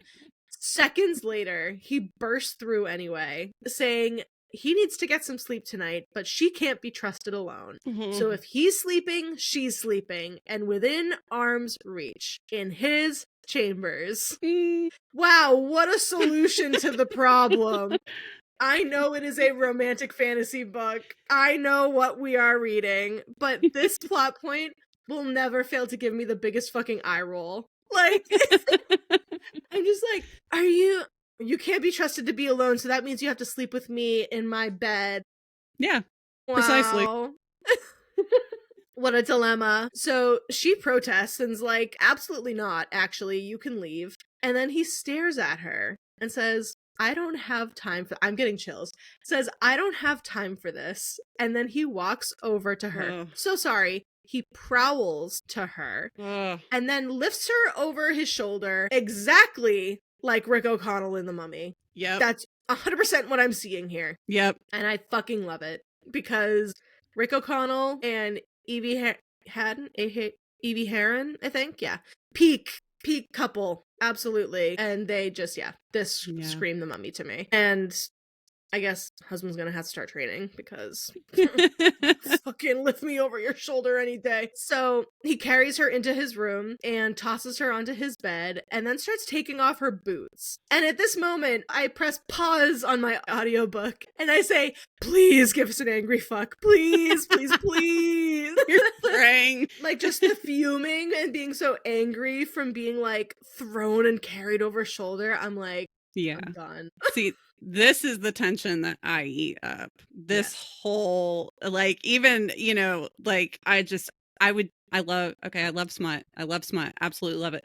But I would be so fine with, like, a book having this type of tension throughout it. And then just at the end, I love it. Another kind of tension starts to fill the air, and Sarah's pulse quickens, remembering the last time she was in this room. And then Nyktos tells her to take her pants off, and I said, yes, sir! But she says, well, if he wants them off, he'll have to take them off himself. He says, all right, so be it. So he starts to, and then he says, will you lift your ass, or will I need to do that for you too? Throw me around like a fucking rag doll, bro. And so she obeys, and he takes them off, seeing that she wasn't wearing any underwear. Then he takes her sweater off. Then he starts to undo her braid. So then he backs up, taking his own boots and shirts and pants off. And then he takes a moment Sarah takes a moment to appreciate the shape of Nyktos' ass before he puts on some pajama pants. And all I can say is, eat that shit up. Yeah. Love a man butt. There is just something about a man butt. They're always so round. I don't know if you've ever noticed this. They're always just so round. And I don't know. I've never seen a flat, like, I've seen like men with no ass, but like not necessarily flat ass, you know? Well, and I will leave him unnamed for his privacy, but my boyfriend played baseball for like 15, so he's 20 got years. Okay. Yeah. Cheeked up. Okay. I appreciate his butt very much. I'm happy for you. Thank you. So after taking that all in, Nyktos gets into bed and puts out the candles with his magic and then drapes an arm over her. He says, within arm's reach. It's like, oh, you meant literally? And then she falls asleep. It's like, Jesus Christ. And later that night, she wakes up to Nyktos holding her very close, and he's kind of breathing in very sharply. And she thinks that he's dreaming or something, but he is awake, and he makes her promise him that she will never go after Colas again, and she does promise. It's like, interesting. Okay. Yeah, we'll see if you keep that promise. Their relationship is kind of fluid right now. It's like 1 minute, he's telling, I don't know. They're very confusing at this point. They're confusing the whole friggin' book. Yeah. So chapter 8 opens the next morning. She wakes up and Nyktos was gone. And Orphine is outside, though, to escort her once she's ready. So Sera bathes as well as she can without getting in the tub, and they leave the chambers. They pass Nyktos' office, and she takes in a moment to see the design painted on the doors. And that design is the shape of a white wolf on the doors. It's like, oh, very cool. And also, because I'm not going to let this shit go. In the center of each door are 2 crescent moons facing each other. Okay. So obviously all of my detective threads with the moonlight, which could be very obvious to everyone else, but throughout from Blood and Ash. But between this and how Sera has a crescent moon tattooed on her shoulder, at the back of her shoulder, it's all coming together. Okay. It's all going to come together. Yes. Yeah. It's gotta. It must. Yeah. We don't even know. We haven't finished the series. So we don't even know. This is pure speculation. This is not us gaslighting all of you as the audience. This at this point, pretty much any kind of like guesses we have for future books at this point are genuine, because I don't remember anything that's happened in the next Flesh and Fire book. I remember the next From Blood and Ash book that we're going to cover. Yeah. The last one that's out right now. Yeah. But yeah, past that, I got nothing. Yeah. I got a little bit. I remember a little bit of the beginning of the next Flesh and Fire book because I had such a visceral reaction to it. Yeah. Which we'll get into at that point. But yeah, anyway, so just as an aside, these thoughts are genuine. Yeah. And so arriving into the throne room, there's hundreds of men and women gathered around. So Orphine takes Sera towards the dais where Nyktos sits, and his eyes are immediately locking on Sera and do not leave Sera. He tells her to take his hand, and join him, informing her that those that are here are his most trusted allies. So essentially trying to be like, you're safe here. It's okay. He publicly declares what Sera attempted to go and kill Colas, and says that she is braver than any who stand among him. So now she won't have to worry about anyone having ill thoughts towards her, because they have now heard of the lengths that she's willing to go in order to save them, give her life to save the others. And she realizes that this declaration not only assured that, but also that no one would be willing to help her in the future. And so she's like, I see what you did. And Nyktos like, well, I did mean what I said. He said, you are brave and strong. You will be a consort more than worthy of their swords and shields. And Sera, for once, felt like more. Just like, talk about like a full circle moment, and just appreciate it for everything that she's been through so far and that we know of her, and just connecting with her so deep on so many personal levels.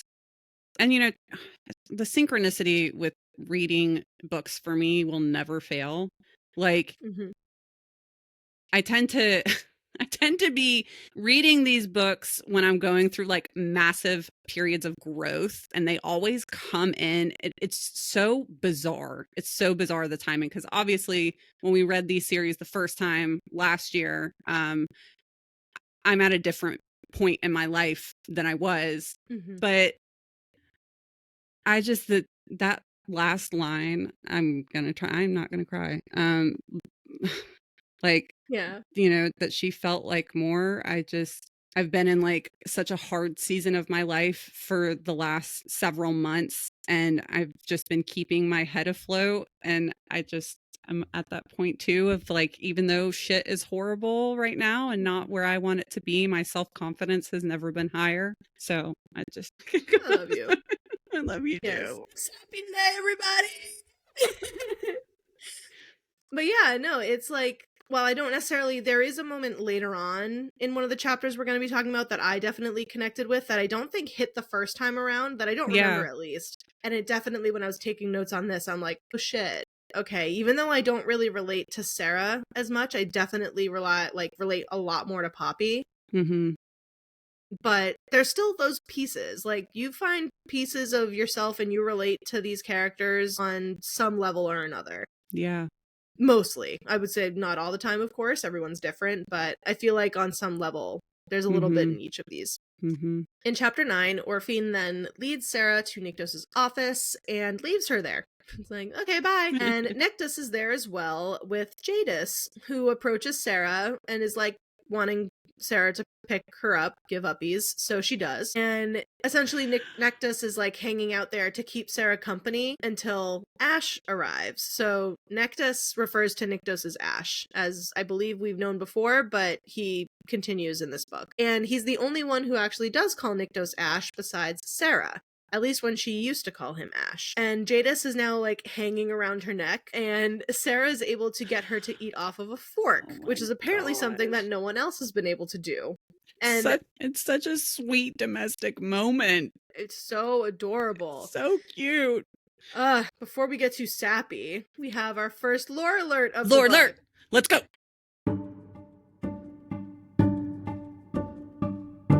And this is going to be about Nyktos. It's a very brief one, but it's some really detailed background we get about him. So Nyktos was mated to a Draken named Helena, who died a couple of years prior. And Helena had hair like Sera's, so white curly hair. And Nyktos thinks that that's a reason why Jadis has taken a liking to Sera and why she is tending to like listen to her a lot more. And Nyktos says that he loves Helena with all of his being. And sadly, we learned that she was murdered by Colas after being summoned to Delos to make Nyktos pay for being loyal to Ethos. So because Nyktos was loyal to Nyktos' father, Colas killed his mate. And like, what the fuck? And we don't really get an in-depth reason of why Colas killed her, do we? Other than Colas is just being an asshole? Yeah, it's just a loyalty thing, I guess. Fuck her. Yeah. Sera says that her birth father died the night that she was born, and they speak about heartmates because she thinks that her parents could have been heartmates. And it's like, okay, I sure believe you. Yeah, and it's noted that heartmates usually only occur between two people whose unions are linked to some great purpose. So it's like, oh, this isn't just lovey-dovey soulmates. You know what I mean? They're put together for some otherworldly, exponential, earth-shattering event. Yeah, exactly. Interesting. And Nyktos then enters and comments on how Sera hasn't eaten enough, and he just loves to do this. He's constantly talking about how much she's not eating, and says that she needs to be well and fed, given that she's going and approaching her culling. So he's like, you gotta be well fed if you're about to go through this. He informs her that he has had an idea to keep her from dying. And it's like, oh, do tell. So Colas was able to remove the embers from his father, so why can't they remove the embers from Sera? And it's like, good question. Yeah. And I think that they're going to start talking about it and the entire explanation. And Sera goes, that really explains nothing to me. It's like, same here, girl. Same. So there's no guarantees, but removing the embers should allow her to go through the culling like any other godling. So instead of outright killing her, she would have a better chance of survival. And Nyktos says that Penelope, the goddess Penelope, told him that Delphi would welcome Sera's presence. So Delphi is an old and powerful god of divination who is now missing. So they're alive somewhere. And great. Another side quest. Why not? Why fucking not? Why not? And so to find this, god Delphi, they can use the pools of Divinash, which are able to show any object or person that the seeker searches for. It's like, okay, what is that, a Chekhov's gun? Is that term correct? Right. Or whatever that plot device is. Yeah, it's very elusive. And then the only other piece of information that we get is these pools, they only provide answers after being given what no one else knows by the one who seeks the answer. Like there can't be a middleman. And I don't, again, cursed crossovers, I guess. I don't know why. It made me think of in Breath of the Wild when you find the fairy fountains, the giant, beautiful fairies. They've got big old boobs and they're like, oh, you have to bring me so many items and I'll give you enchanted clothes or weapons, whatever. Unfortunately, I did not play much Zelda as a kid. I was not allowed to have a gaming console until we first got the Wii. Oh, I'm talking about the ones on Switch, the Breath of the Wild ones. I think I tried playing either that one or one of the others. And I'm going to be straight up honest, it was too hard. That's okay. That's all right. It was too hard for my little pea brain. I just could not do it. That's okay. I'm gonna have to try to play Last of Us on like the easiest story mode because I just eat shit every time. Oh yeah, I played Last of Us on the easiest. Like, did you? Okay. Story, okay. 100%.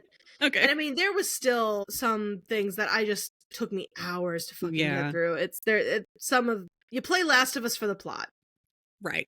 The gameplay is very good, but it's difficult. But yeah, no, these days I prefer to go romance my vampire boyfriend. So, So getting back to it, Nyktos nor Colas can actually go and enter to these pools because it's in the Veil. And so Nyktos can go, though, as can Sera, but she's not going to be able to go until after the coronation. Nyktos is still harping on, like, nope, not out of my sight until after the coronation.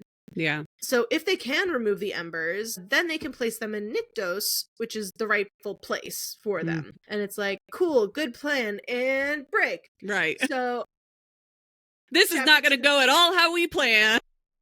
What do you mean? It's all going to plan. Chapter 10, Nyktos leaves, taking Jadis with him, and Nyktos tells Sera that Nyktos is the first dragon given mortal form. So he was the first Draken.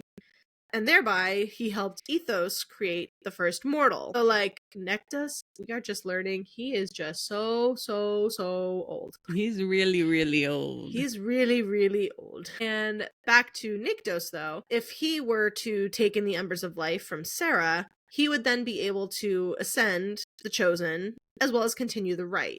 But he is not honestly sure if he would do that, though. He might, instead make it a choice instead of a requirement, as Colas currently does. But at the end of the day, Colas is still very old and powerful himself, and they might not be able to kill him. Sera points out that the one way they know for sure how to kill him is sitting right there. He's like, guess what? We know how to actually kill him 100%. Yeah. And Colas is like, actually, nope, shutting that down. Goodbye. And they then reflect on Sera's lake. And Nyktos had been there many times before, and because he enjoyed swimming. So it's like, oh, you've been there a while. Okay. But since his father died, the seasons in the Shadowlands have stopped and the lakes have dried up. And this was about 21 years ago. He also says they need to talk about the coronation in a couple days. And it's at this part I say, in 2 days. Oh my, I'm doing this recap and I thought it was weeks later. I did too. We thought it was a fortnight.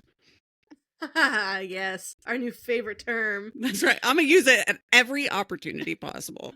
We will make sure 2 weeks before that ball, we'll see you all in a fortnight. Fortnight. That's right. The coronation will be in Leith at the council hall, but they won't see each other tomorrow because they have the same superstition we do about the bride or groom seeing each other before the wedding for good luck. I personally don't get it, but hey. Yeah. You do what you want to do. I was like, is this something we need to actually pin and pay attention to, or is this just kind of, casual, whatever? Yeah, I more so interpreted it on my wedding day to you don't get to see me in the full fit. Oh, yeah, yeah. Yeah. We slept in the same bed. I saw him that morning. Yeah. There's a whole thing, but I forgot my wedding dress at my apartment halfway to my venue, so I had to turn around and come home and get it. ADHD at its finest. Oh, it was hilarious.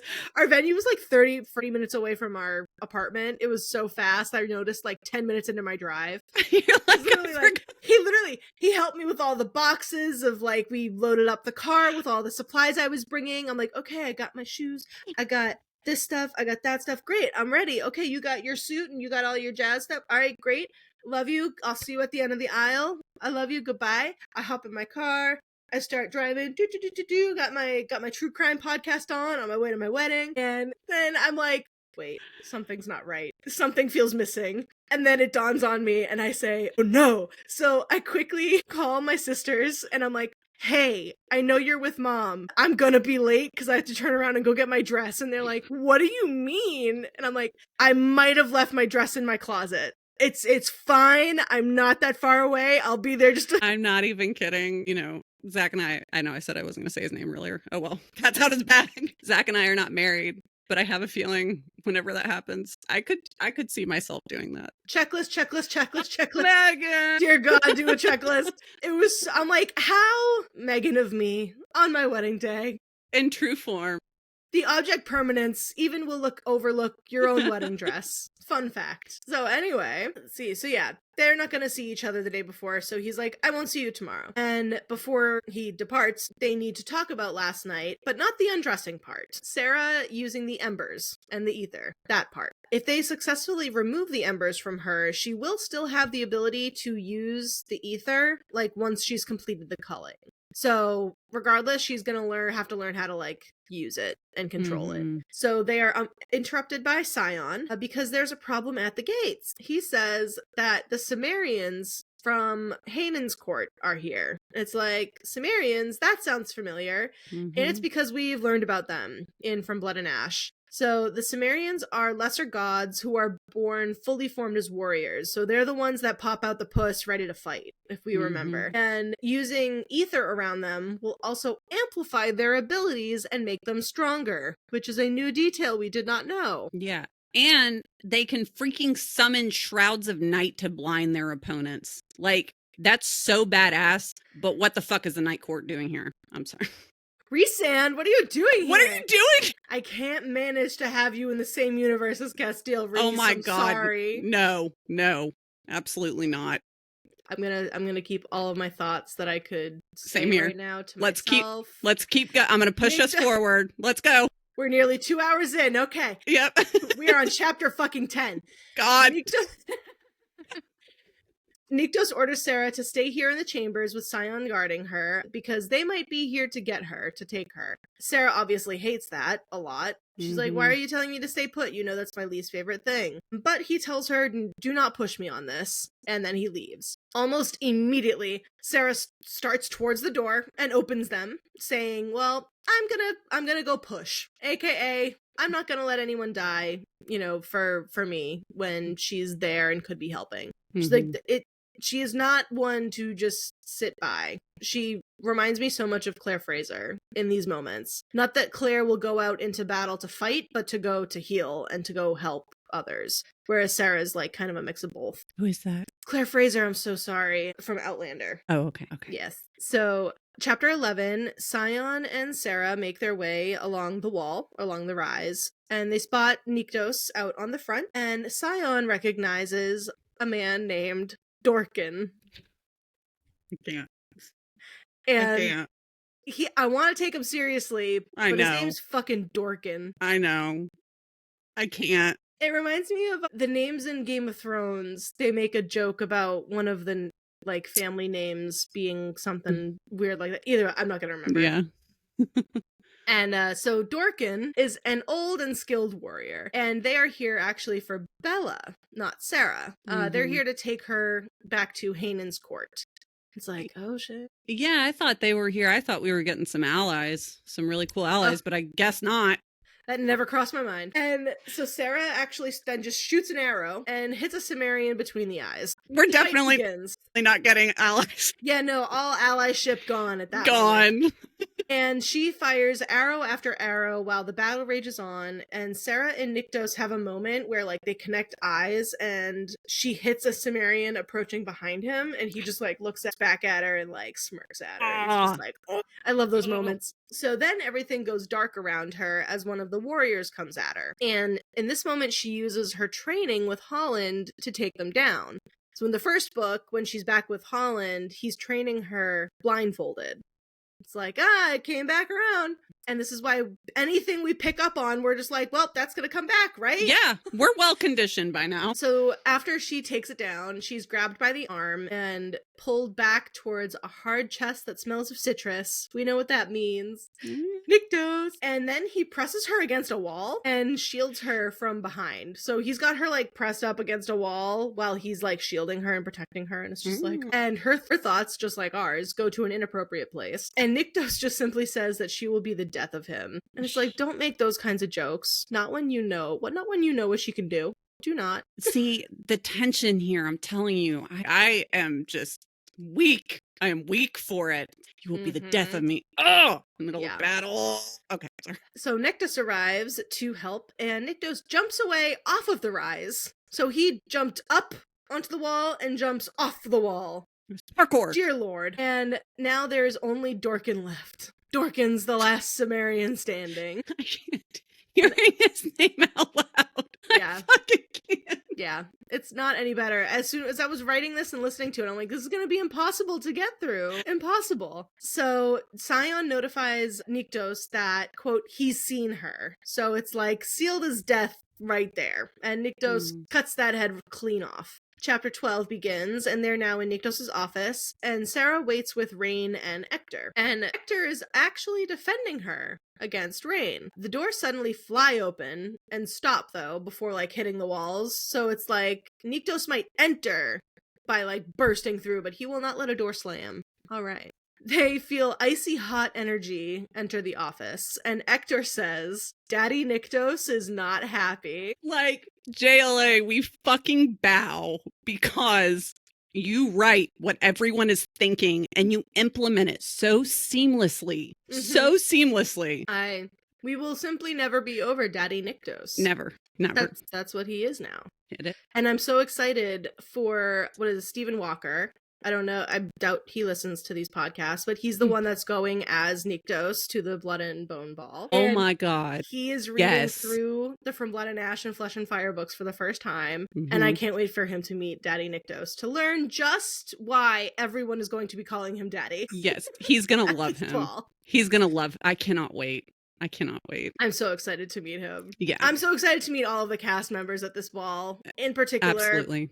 We haven't got to the next Flesh and Fire book, but the parts I remember involve Colas. Taki is going as Colas, and let me keep my... We're not supposed to like Colas. How are you going to cast Taki as Colas and have us not want to love him?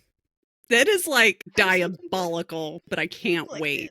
I met him when he was playing Rowan at the Night in Terrasen ball last year. Phenomenal. He, like, swept me onto the stage when I was just, like, watching from afar, whatever, and it was, like, the most magical main character moment of my fucking life. But yeah, I'm so excited for it. Yeah, so it all wrapped up with, like, hearing Daddy Nyktos and knowing that Steven's, like, reading through these for the first time. I'm like, oh my god, can't wait. I love us being, even though we're not fully caught up on the series, but we're on, the side of the fence of, like, we know what's happening. We know what they're walking into. And, yeah, can't wait.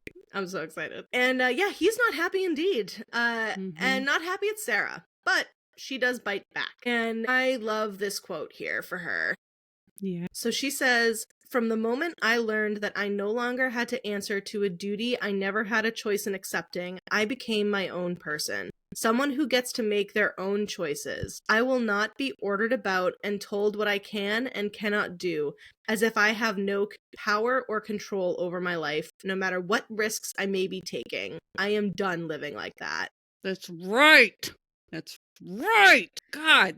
Like, claim your power. That's right. Oh, Jesus. Like, the top notch, just absolutely delicious character development just in this moment. This one little monologue. And after that, Nyktos requests some supplies to tend to Sera's wound on her side. And she's like, what wound? And he's like, you've got a fucking gash in your side. She's like, oh. And then they banter back and forth for a bit. He has her lift her sweater so he can, like, check the wound, saying it won't require blood this time. And we say, so she doesn't need to worry about him taking advantage again. And she's a little disappointed. We are too. But in her eyes, he didn't actually take advantage. She sees that differently. Sera does not see it as he took advantage, but he does. Because he had the knowledge, like, to know what his blood would do to her, how it would make her react. And he's like, I should have left you alone. And she's like, well, actually, my reaction had very little to do with your blood and everything to do with my attraction to you. Oop. Yeah. It's just like a real quick, like, okay. And they move past that subject. I don't know how. Yeah. And Nyktos then lifts Sera onto the table by her hips, making her feel dainty. And she remembers, gonna get angry, she remembers how Tavius used to comment on how no part of her wasn't plump. And she wishes she could kill him all over again and projects that anger. And we hate it. Even in these, like, awesome hot moments where she should be feeling turned on and attractive, she then has the opposite effect where she gets, I will say, I'm glad that she gets upset. She doesn't get like ashamed or anything like that. But yeah, I just hate that his voice is still in her head. It's not like it's been that long, but like, I hate it. And as Nyktos cleans her wound, he explains that like the quick movements that he is making. So like anytime that we've said, oh yeah, he does the quickness thing where he just like phew, is right up in her face. It's actually not him moving fast. He is what they're called shadow stepping. And to that I say, do you mean winnowing? Question mark? Because Akatar lives in our brains rent free. And it's kind of yeah. My mind went to Dune. In the sand walking. I was gonna say, I'm like, they can't winnow in Dune. I just when did I miss that? But no, picture the Sandwalker. Timothy and Zendaya doing the sand. I can't with myself. Oh, okay. That's really hilarious, and I hope that's what it looks like. So essentially what he's doing is willing the ether around him to move him to a new space. And he says that he can shadow step as far as he wants. It's like, ooh. Okay. Because the more ether a god carries, the farther they can shadow step and the faster they can move. And while Nyktos is all powerful, primal of death. Makes sense. Then Nyktos asks Sera about Tavius, like if he hurt her often, and why he was whipping her the day that Nyktos came to join her, or came to take her, rather. And she says that it was to punish her for failing by Nyktos not taking her. So he is now finding out that all of this abuse, not all, but the years post him not taking her, all of that abuse was a result of him not doing so.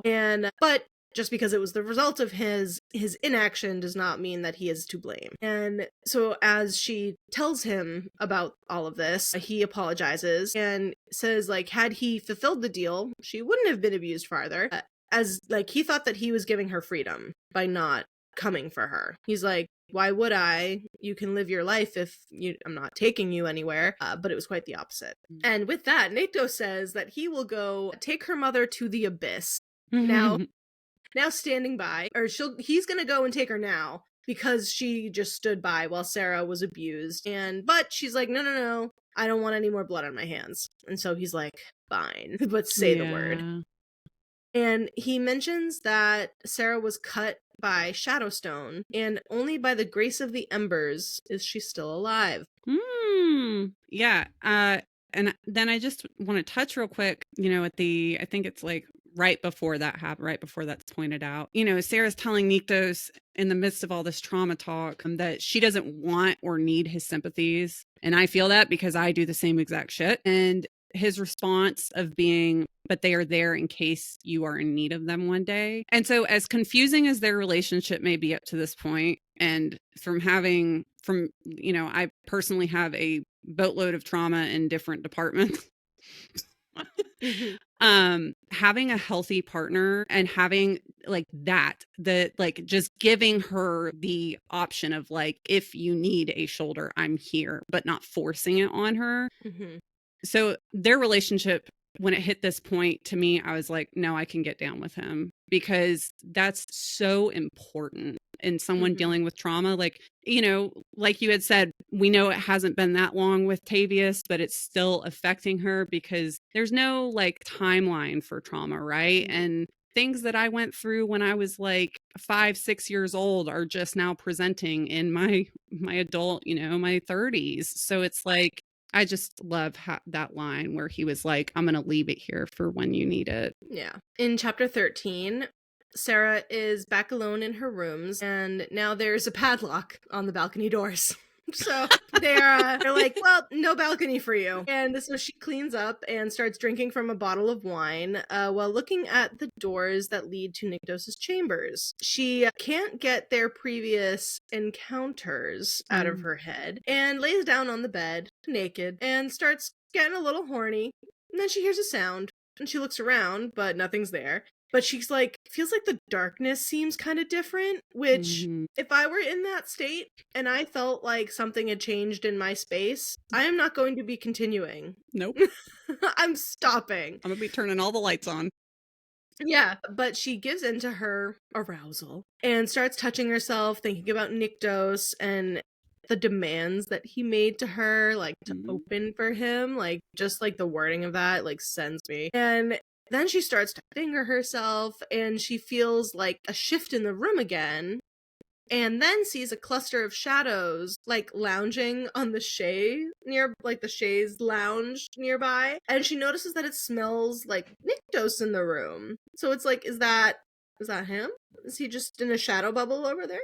I'm not going to ruin this with a Twilight reference. Please don't. But, I don't even know how it would, to be honest. So don't tell me. I'm not. So I will fix it with saying he's the definition of a shadow daddy in this moment. Ha! Daddy. Shadow daddy Nyktos. Let's go.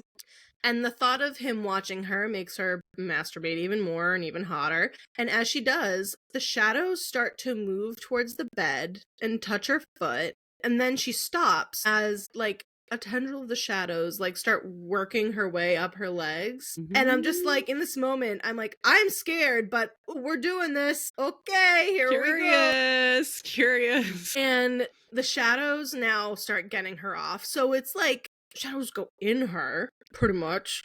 And she comes to climax. And then she can still feel his presence after she's done. And she calls out to him. And before she drifts off to sleep, she feels the bed shift and he's there. So you had sex with a shadow form, essentially. Okay. Have my attention. So the next morning, Sera knows that she wants Nyktos, but he only wants her in a physical sense. And just, yeah, fucking right. Yeah, right. Who are you fooling? Not us. Nope. No. Not at all. And not to derail from all of the, the great steaminess, but, Sarah's like, just brushes sex off as it's not a big deal. She specifically thinks that it is an affection or acceptance. Mm-hmm. And I think that's because all she's known is like this, no pun intended, but this primal need, right, of being a human and needing to fuck, and that there's just no depth to it. And I definitely think that's her trauma speaking through 1,000%. 100%. Yeah. I would definitely agree with that. So later, Nyktos, Jadis, and Reaver are hanging out with Sera the next day, and they discuss Nyktos' plan to remove the embers, and Sera plays, like, Drake and babysitter for all of 2 minutes, and Jadis nearly sets the room on fire. And she's also, there is a fucking line where Jadis is compared to a dirt devil. Oh, really? I missed that completely. Yes. We also will need to be making shirts and maybe messaging JLA's publishing team, Drake and Babysitting Club. I love that. That's cute. I like it. Passing Nyktos' office as she kind of walks around, they enter to find him there. So Nyktos, Jadis, and Reaver leave, and once they're alone, Sera asks how Nyktos slept. And he says, like a babe. And it's like, bet you did. And he's pretending like the previous night never happened. And rudely comments about not liking her dress that she actually quite enjoys. We also get like a very brief side note here. Like, I didn't want to include it as a full lore alert just because it's like such a small little piece of info.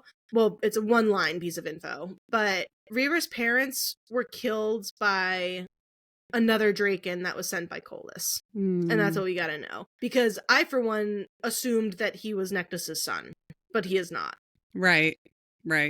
So Nyktos kind of adopted him. Nyktos and, no, Ios isn't with Nyktos. It's, no one's with Nyktos. What do I mean? He's a single dad. Single dad to Jadis. He's like, and I guess it's maybe because he is the oldest Draken that he, feels responsible for all of them too. Could be, definitely. And moving on from that, Sera asks about the army that Dorkin had referenced. And it reminds me of in Men in Tights at the end where they say Sheriff of Rottingham's first like full name and they're all just laughing at him. Like a weird Mervyn. Men in Tights. That's gotta be. It's too bad that we're planning to go to the Ren Fair for Lord of the Rings. Well, it's a great thing that we're going during Lord of the Rings Day. Yeah. But it would be funny to go another time that's not themed that way. Because I want to do a Men in Tights. I love that movie so much. Bad. We had it on VHS. I love that movie so it's one of my... I think that's the first Mel Brooks movie I ever watched. Probably. I feel That or like, Spaceballs. yeah, I love Spaceballs. Epic. Absolutely epic. Mel, you're definitely not listening to this, but we fucking love you, man. Imagine Mel Brooks listens to this. What the fuck is that? I love that you love romantasy, my guy. We can have hopes and dreams, okay? Yeah. Yeah. So he had referenced this army that Nyktos was raising, and she asks him how big it is. And he says it's substantial, but he doesn't specify the exact size. Ladies, ain't that the truth when you ask what size? I'm just kidding. That's a bad joke. She asks if he is planning to go to war with Colas. Keen eye on you there. Chapter 14, he doesn't really confirm or deny it, even though Sera is convinced that that is indeed his plan. He doesn't trust her, and that bothers her. And it's like, well, it's not like you gave him a lot of reasons. Sorry, Sera. Yeah. Like, what would happen, though, if they did survive Colas? She's been told before that she was to be consort in title only. So, like, would he even have need of her if he were to become, the king of gods? Right. And she unknowingly projects the sadness that she's feeling, and he picks up on it. So, diverting the conversation, not wanting to deal with her own emotions, she gets closer to his desk and sees that he has a Book of the Dead open, which is a tome that lists all of those who will die the day that it's opened. And the page appears blank, but it's just because Nyktos hasn't written the names yet. And he explains that him writing the names is not killing them.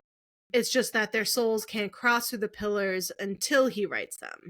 Sera gets closer to Nyktos, and he summons a stylus with his ether and begins to write the names in his own blood. So it's like siphoning off his blood through the stylus. He says that he doesn't choose who dies, it's just that the names come to him as he writes. So Sera starts to like untwist her hair and leans against the desk and exposes her leg. Like, she's clearly playing the seduction game right now. And he doesn't want to play along, so he makes a comment about, Sera rather, makes a comment about Nyktos enjoying putting her down for a nap, because he referenced like, oh, I gotta put Jadis down for a nap. So she's like, I bet Nyktos would enjoy putting me down for a nap. And he liked my dress. And so that stops Nyktos dead in his fucking tracks. Yep. Target, lock, hit. Brat kink 2000% at this point. And Sera then continues to seduce him and become a distraction, as much as Nyktos says he isn't going to play into it. And like, do we really believe that? No. Trying to find another way to get under his skin, she says that she'll simply go find someone else to distract. And then that's the ticket, because as she pushes from the desk, he grabs her like by the back of her neck, but not in like a painful way, but just to like hold her there. And he says, as long as she is his consort, she will be selective in how she spends time with others. And she presses him on that, taunting him. So the book slams shut and slides across the desk via his magic. And it's just like, he's getting upset. Nyktos is getting real upset. You can't fight this feeling anymore.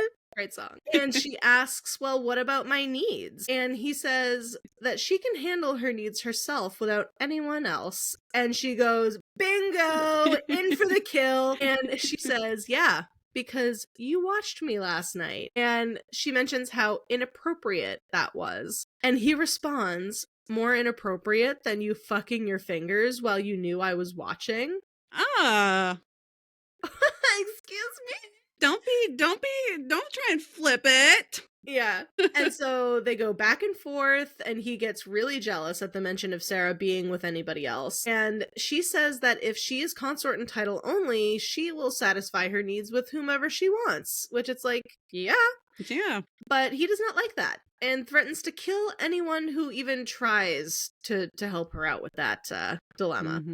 But not her. Not kill her. Kill the person that she's with. So that Matt Del Mac to me. It's like, okay, so you're gonna punish the person that she's with, who doesn't know how you feel about the situation. And see, I don't know. This is where the ball is back in the court of like, is he being grossly possessed? It's so back and forth. It's, yeah. Yeah, because I feel like that's why I prefer Castiel's brand of possession over Nyktos's. Yeah. And I feel like that's the easiest, most simple way to describe it, pretty much. Yeah.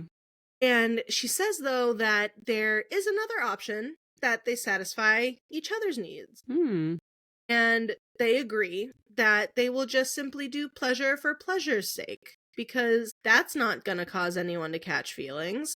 No. And before they have a chance to make moves, though, Nyktos stops and says that another primal has arrived, and there's no time for her to get to her room. So, what does he do? He pulls her into his lap and tells her not to forget how to be reckless later. And it's just like, oh my god, don't lose that spark. And then he apologizes for how he is about to behave. Now, a tall, blondish brown-haired primal enters the office, and he smiles, displaying 2 dimples in his cheeks, and his name is Ates. And you might be wondering, 2 dimples in his cheeks, you say? Is this one of Castiel's ancestors? You would be correct. And as Nyktos speaks with Ates, he moves his hand, like, across Sera's stomach and down to her hip and along her thigh and then, like, between her legs. And it's, like, as far as a court of, Mist and Fury? Yeah, Mist and Fury spoilers. It's a very recent fair in the Court of Nightmares. Oh, like, 100%. Showing the possessiveness, like, she is his. Yeah. This is the brand of possessive I like. Yeah. When he's like, I'm gonna show off. I'm like, just with that preface of like, this is not how I'm instinctually reacting. I'm playing it up. I'm like, cool. If we got that set, go off. And so Ates can like sense the primal essence that's coming off of her, but he doesn't know what it is though. And then Sera shows that she's got wit, she's got bite, and not staying silent when Ates refers to her as an accessory. So she's like, she snaps back at that. And getting to the point, Ates says that they killed all of his Sumerians. But the thing is like, they didn't serve him, they served Hanan. And changing subjects again, like, this whole conversation just jumps and hops all over the place. And Ates asks how a god was ascended in the Shadowlands. So it's like, oh, that gets their ears up. And Nyktos plays it off, being like, oh, well, it must have been Kolis somehow. But Ates is able to assume / put together that it was Bella who ascended. And, you know, then they start questioning, well, did you come for your own curiosity or did Kolis send you? And he says that both are true. And Kolis has a message for Nyktos. Kolis knows that he has found a consort and has denied his right to a coronation. The fuck? Oops. Chapter 15. Kolis wants a traditional coronation, which requires him to grant Nyktos permission. So it's like asking the father of the bride for permission, but it's not the father of the bride, it's like the king of the gods and primals. And so the coronation for tomorrow is canceled. Cool. Great. Kolis is going to summon both Nyktos and Sera first, but there is no timeline. Like, could be a day, could be a week, could be a month. And don't you just love that? I totally love the vagalities of when I'm supposed to be getting a call. Ugh. Yeah. It's so annoying. Rude. Very. Ates then calls Nyktos Kolis' favorite, and it's got like a very icky feeling attached to that, but we don't really go into it any farther. Before Ates leaves, he tells Sera that if she'd rather spend her time in a warmer bed and climate, all she has to do is call for him, and he'll answer. Then he leaves. Oh, okay. And like, why do I feel like that's gonna come up again? I do too.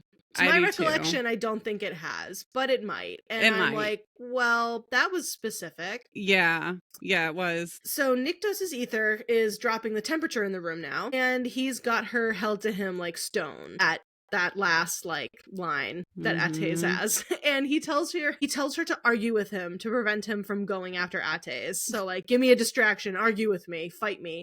But instead of arguing, she chooses to kiss him. And then they start making out. And Sera thinks that it feels right, and it scares her. So she breaks the kiss, hoping that it worked to distract him enough, and it did. So then Nyktos feels the need to tell her that his dick was hard the entire time she was in his lap.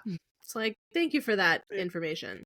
They start bantering about Ates being attracted to her, even though she moves to leave, but he doesn't let her, because they need to talk about the message that they just received.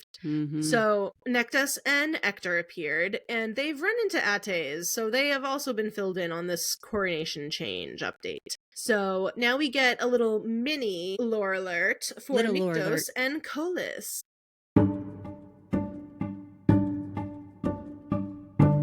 So Colas doesn't know who could have ascended a god, as we've said, but he knows it's at the very least not Nyktos. He knows this because he's been tested by Colas in the past. By tested, it means Colas had killed gods in front of Nyktos to test if he'd be able to bring them back. So when Colas is talking about all the teardrops that he has all over tattooed on his body, it's, he said, for those that he feels he was responsible for their death. So we can't even imagine how many of those, droplets are for situations like this. And just gives us a peek into, like, the awfulness that Colas kind of held him under. Yeah. So Nyktos explains that Sera, unknowingly, and not to her fault, has piqued an interest in Ates, and because he was provoking her. AKA, he was using his ether to amplify her violent tendencies. And she's like, well, I didn't really feel any more violent than usual.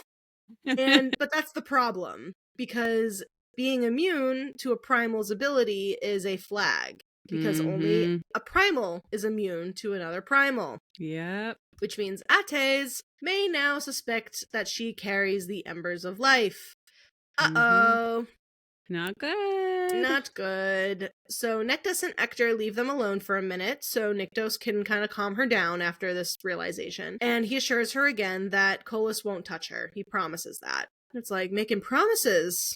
Okay. Very big promise. Nyktos plans to not allow her to answer his summons, essentially. But refusing or delaying that would result in just more death. So there's really no way to avoid Colas when he summons them. Because Sera also is like, well, I'm not going to have more people die for me, or die because of me. And it's like, yeah, understandable. Nyktos tells her that only Colas is to blame, and he won't allow her to walk into danger, as if she hasn't lived her life under the threat of danger this entire time. And he asks, like, isn't this what you wanted, though? Like, this is a direct line to Colas. There's no need for escape attempts. Like, I would have thought you would be excited at the opportunity to get face-to-face time. And as she realizes this, she kind of starts feeling scared and that she's, like, about to lose control. So she kind of starts spiraling a little bit. Yeah. And I continue on my case of the whiplash I get from these two of shipping them and then hurting is going to send me to a fucking chiropractor. So serious. So real. Yeah. So real. Because, yeah, then she tells him, fuck you, and leaves before she explodes. Like, what is happening? And as she leaves the office, Nyktos and Ector are waiting for her, and Nyktos walks with her back to her rooms. And so now we kind of get a continued lore alert from, Nyktos and Colas, where he informs her that Nyktos has convinced Colas that he doesn't actually hate him, but is loyal to him. Like, even though Colas killed Nyktos' mom and dad, he's like, nope, I'm still loyal to you, Colas, the ever-powerful Colas. And, Colas killed every god and godling that served under Ethos, which further solidified that none of them would be able to ascend and replace him as the primal of life. So, like, he committed god genocide to ensure that his power wouldn't be challenged. He says that those who were not at court were hunted down across Elysium and the mortal realm. Even godlings several generations removed from the court, those who never went through the culling were slaughtered. Like, it was relentless. Horrible. It's really awful. And so Sotoria's existence within Sera is now brought up. Like, could she look like Sotoria? And, maybe use that to her advantage to gain Colas's favor. And that is, if she were to kind of pursue this her duty still. Nyktos asks why she doesn't call Nyktos Ash anymore, as, it meant something for him to have introduced himself that way. But she says that he's not Ash to her anymore. And Nyktos says, he is how you wish him to be. I'm like, so chapter 16 opens, and Sera spends the afternoon training by herself, cleans up, has dinner, then cracks open a book, but she's unable to concentrate on her book. All of the what-ifs about Colas run rampant in her head. She's circling questions about Nyktos. Then her sight lands upon the door, joining their rooms. Then she thinks about the kiss from earlier. As she's kind of lost in those thoughts, he opens the doors, which startles her, and they immediately start bantering because she's like, what, you just barge into every room? And he's like, well, I do own the place. And, he's there because of, his reach. And even though she protests, like, there's no point in me trying to escape? Why are you still insisting on this? He says, there's a very fragile trust between them right now, and he's not going to let it break. So he's like, this will continue. And he tells her to come to bed, and she does, and shows him her flimsy ass nightgown. Love and it. then approaching her, he runs his fingers like over the thin strap and asks if he can take out her braid. And she says yes. And I just love the action of this, of wanting to take out her braid. And it's also mentioned that when he did this before, as well as now, he saves the wristbands, like he's taking them off, and it's like noted that he's putting like the band around his wrist. I'm like, dang, he's true girly. For real. So they get into bed, and he apologizes for assuming her motivation to answer Colus's summons was solely to get to him, and she thanks him for the apology. He asks her why she holds her breath so often, and like in those moments where she's counting to herself, and she tells him about how Holland taught it to her. So he wraps an arm around her and says, arm's reach, gotta do it. And as she goes to fall asleep, as she realizes she left her dagger in the other room. We have some accidental progress here. We do. The next day, Sera is lounging on her chaise in boredom. And I'm just like, after reading these books, I want a chaise lounge. I know 100%. We have couches. I want a chaise. I want to completely redecorate my house. I want to lounge in the sun on a chaise in a big fluffy robe. Yes. Yeah. That's not too much to ask.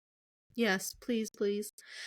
And her thoughts are running rampant until she's hit with a thought of how it might be nice to sink into the couch until she fades away. And it's a slight, suicidal thought there. Not necessarily her wanting to end her own life, but how peaceful it may be to just fade away. Yeah, because being still is when the noise is the loudest. 100%. That's why I always have something playing on my phone at any time. I can't be idle. No, and idle I think time. It's also for her in that moment. She's finally realizing the depth of the situation with Colus. Definitely. Yeah. And so, she immediately catches herself in that thought process and starts to have what sounds like an anxiety attack in the way that she's explaining these. And she leaves to then go get food in the kitchens. So Scion with her, because he's standing guard. As they walk the palace, she asks Scion where he's from. And he tells her that he was born in the Triton Isles in Phanos' court. Not Thanos, Phanos. Phanos. And Scion and Rahar both eventually left that court. When she asks why, he tells her it's because Phanos wiped out an entire coastal kingdom solely because the king of that kingdom ended games that were dedicated to him due to, the king's son's death. And when he found out that those games were canceled, he got so pissed he flooded the whole town and killed everybody. These gods, or primals, I guess, have such horrible tempers. They are doing the most of being so fucking dramatic. Terrible. It reminds me so much of, I don't know if you saw the most recent Thor movie that came out, the Love and Thunder. But yeah, it's very, because it's all about the gods and the god killer, Christian Bale plays, the god killer. And it's just like the way that they portray these high and mighty gods, like there's Zeus in it. There's other gods that, they praise, and then when they eventually see them, it's just like they're living in, paradise, not giving a fuck about the people that worship them or whatever, and they find out, oh, you stopped that festival? I like that festival. Why'd you do that? Oh, I should kill you for that. It's like, right. Oh my god, yeah. The egos on them are just, paper thin. Seriously. And so it's suspected that Colus, stealing Ethos's essence to become the primal of life is what caused other primals' behaviors to change and make them more benevolent. So they weren't always that aggressive. Gods cannot leave a court unless permission is granted by the primal of that court. And to do so is considered an act of open rebellion and punishable by death, the final kind of death. So Rahar and Scion did not get permission, and they actually ended up being captured, but Nyktos came to help them, saying that they serve the primal of death, and so they can't be harmed. And to prove that they are part of his court, Scion says that he touched them both on the shoulder and took their souls. What? That's kind of terrifying. Yeah, but I guess because in the eyes of the structure here, right, if he didn't, then their original courts would have been able to tell, maybe, if they were like, why are you hanging here? Because Nyktos is the collector of souls, I guess. I don't know. I'm just talking out of my ass. No, the collection of the souls is like the possessive part where it's like that's the indicator that he's a part of their court and they serve him. But yeah, that representation reminds me so much of the introduction of death in Supernatural, the show. Yeah, absolutely. One of the best character introductions fucking ever. Yeah. that shit went so hard when it first aired. I was like, full body chills. It's so good.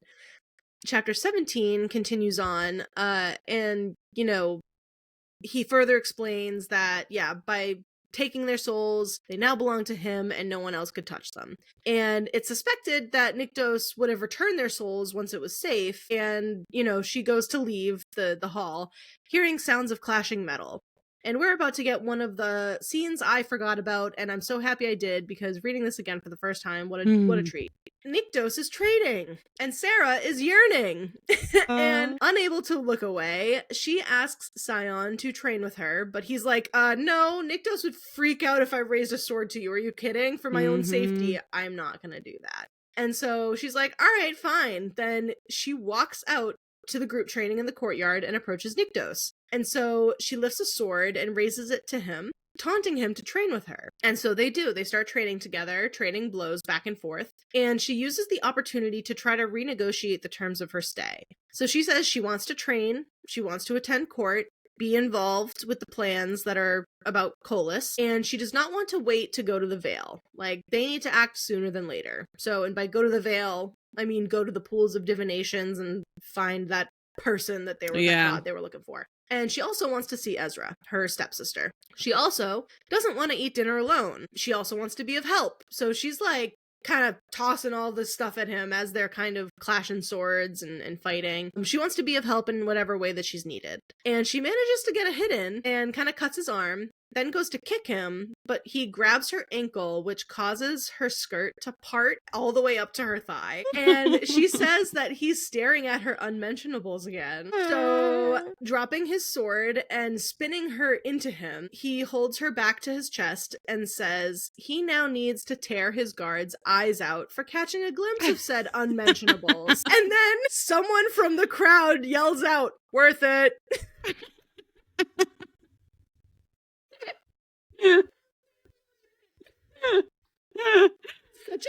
Such a good line to throw in there. Like, such a funny moment of tension between the two of them. Just, worth it! Yep. So he then growls, because possessive. And then she feels that he's hard. It's like, Didn't see that one coming. Oh, yeah. That's what she said.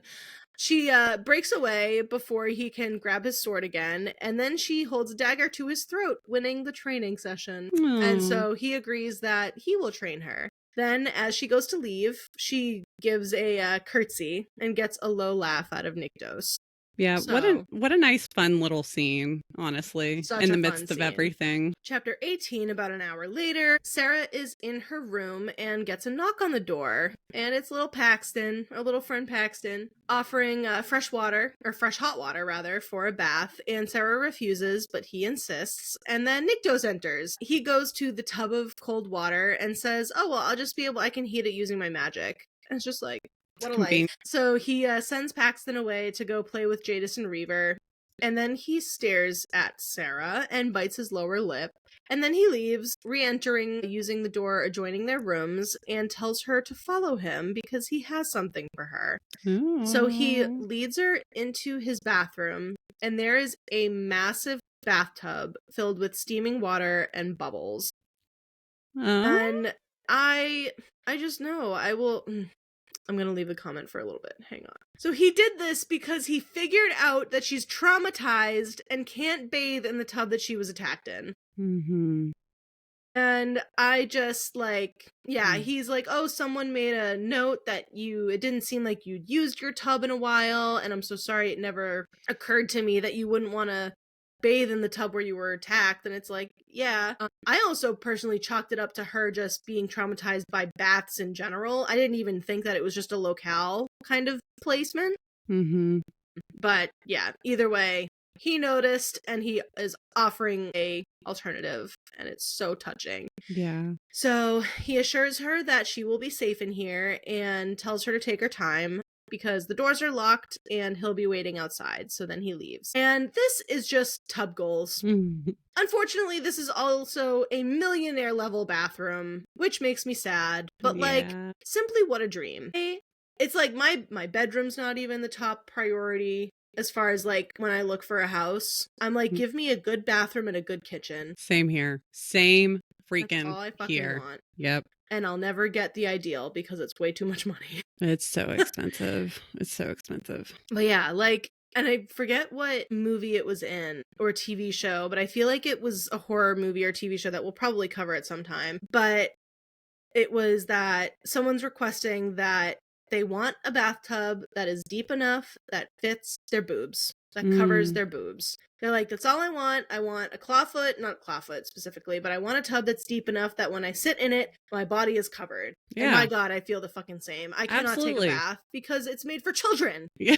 I have never felt like a bigger piece of shit in my life than when I tried to take a bath. Well, like, so we have a garden tub in our master, right? And it, you know, it's got jets and everything. And then like our bathroom window is right in front of it, like above it. And I love the tub, but the size of our water heater in the house, Megan, I get enough hot water to cover my stomach, like laying in the tub. So then I have to to wait for the water to heat back up and refill it. So that sounds annoying. Yeah. Yes. And I'm like 5'8" too. So it's like your girl is a little, I need like an extra tall tub. And so she takes her bath and falls asleep, then wakes to a light touch on her cheek, and it's Nyktos that is sitting on the edge. And so he dips his hand in and then warms the water and her. And she starts she comments on how it felt weird because it was like a tingle that like went up and in and around her, and it was like such a weird sensation. It was, yeah. And so she starts taunting and seducing him again, like bringing up the other night when he watched her in her bed.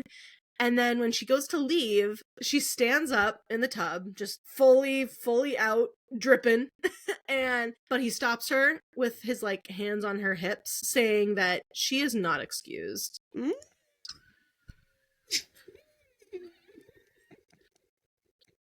Chapter 19. Nyktos does not let her leave, having his hands on her ass, and he squeezes it, and he says the following. Now, would you like to read this, or do you want me to read this? Do you want me to? You can read it if you like. Okay. God, I'm going to make myself red. All right. You guys ready? Turn down the lights. All right. You were right. I did look at you longer than I should have while you slept in this bath, thinking about that damn offer you made me when there are far more important things to be consumed with while I look at your breasts. Those fucking nipples. I feel so immature right now. I know. Your pussy. I hate that word. I hate it. I hate it so much. I hate the word pussy. I'm sorry I ruined this, but I'm going to keep going. And I did sit here and think about how it tasted, how it felt around my cock, the little jewel there, and how a single touch makes you even wetter than anything I could have ever imagined. But I'm thinking about that when I'm not even looking at it, thinking about it so fucking much that I'm dreaming about you on my cock, riding me. I kept telling myself you didn't know I was there as you touched yourself. That was the only thing that stopped me from getting between your legs and fucking you until neither of us could walk. Yeah. And we're highlighting that one for the next Romantasy Roulette. You bet your ass. Hundo P. Hundo P. I'm gonna keep submitting From Blood and Ash, Flesh and Fire lines into Romantasy Roulette until someone gets one. I need to double down with you and do that. I have not been doing that. Because, well, listen, I love my SJM. I have whatever appreciation for those of you that enjoy Fourth Wing. I personally don't. But, like, we need some of these From Blood and Ash lines to be read in Romantasy Roulette, everybody. Yeah, I will go to bat with you 1,000%. Wonderful. They don't do it like JLA does. They don't. They really don't. But we're going to give her the praise and a crown that she deserves. 100%. Absolutely. And so after saying this, he continues telling her how much he wants her, while he runs a hand through her hair. And she goads him on, asking if he thinks how it felt when his dick was in her mouth. And is that what he wants now? He says, "What do you think, Lisa?" And just like the Lisa hits every single time. Mm-hmm. But also, if you were to ask any man, are you thinking about your dick in my mouth? Obviously. And he essentially says that. He's like, yeah, what do you think? Yeah. So she then tells him to prove it. And with that, he tears his pants open. Buttons are flying. And then he like fists her hair at the back of her head. I love and that. pulls her to him. And at first I thought they were gonna go full face fucking. And I was like, shit, we're going there. It's escalated, okay. yeah. But she just gives him a blowjob, and he finishes, and she swallows yet again. All of the blowjobs in these books, swallowing. Every time. Bow to ya. Yeah. Bow to ya. After a few seconds, he is now in the tub, fully clothed, and lifts her onto the edge of the tub, then kneels down in front of her, and proceeds to eat her out while starting to finger her until she finishes. Then he says, when I was talking about tasting you, it wasn't just your pussy. And once again, I hate that word. It's like, it's not endearing at all. At all. Like, I don't understand pussy within the realm of sexy talk. I just don't. I can't. It feels so immature. Like, it feels like such an immature thing. Like, I would rather you say literally anything else. Say vagina. Just come out with the biological term for it, please. I can't remember who it is in the server. Maybe it's Sarah, not Irish Sarah. One of them, they said the word that they hate the most is mound. Oh, yeah, that's not good either. Mound is just awful. Because at that point, in my eyes, mound does not refer to the vagina. You're referring to your pubic bone, I would imagine. It's like how I feel about that. Lady M, we cannot wait to have you back. Yeah. We're gonna have a field day. With that being said, he then bites her just above her clit and starts to feed while eating her out again. And she eventually comes undone again and calls him Ash, as she does. And this is one moment, as soon as I read that, I'm like, no thank you. No thank you. Keep that away from me. Eat me out. Don't be biting like that. No fangs up there. No thank you. If anything, well, like, just go for the thigh. Yeah. Right there. But yes, he gets out of the tub and then asks her to stay where she is. So he gets himself a towel and kind of changes himself and then calls her beautiful and then wraps her in her own towel while he's wrapped in his, scoops her up and carries her to bed. And Sera ends up telling him how she was forced to live as if she was a chosen. So, like, no one knows that she was a princess. No one knew Sera even existed. She was simply a ghost. She makes a comment about being used to not speaking and that she'd have kept it that way if that's what he'd preferred. So, all but saying she would have molded herself to be whatever he wanted in order to gain his favor. And she then goes to leave once again, but he tells her not to, that they both need rest. And even though it was the middle of the day, they're still playing the arm's reach game. So, they're gonna fall asleep together. And before she starts to fall asleep, he whispers, "You were never a ghost to me."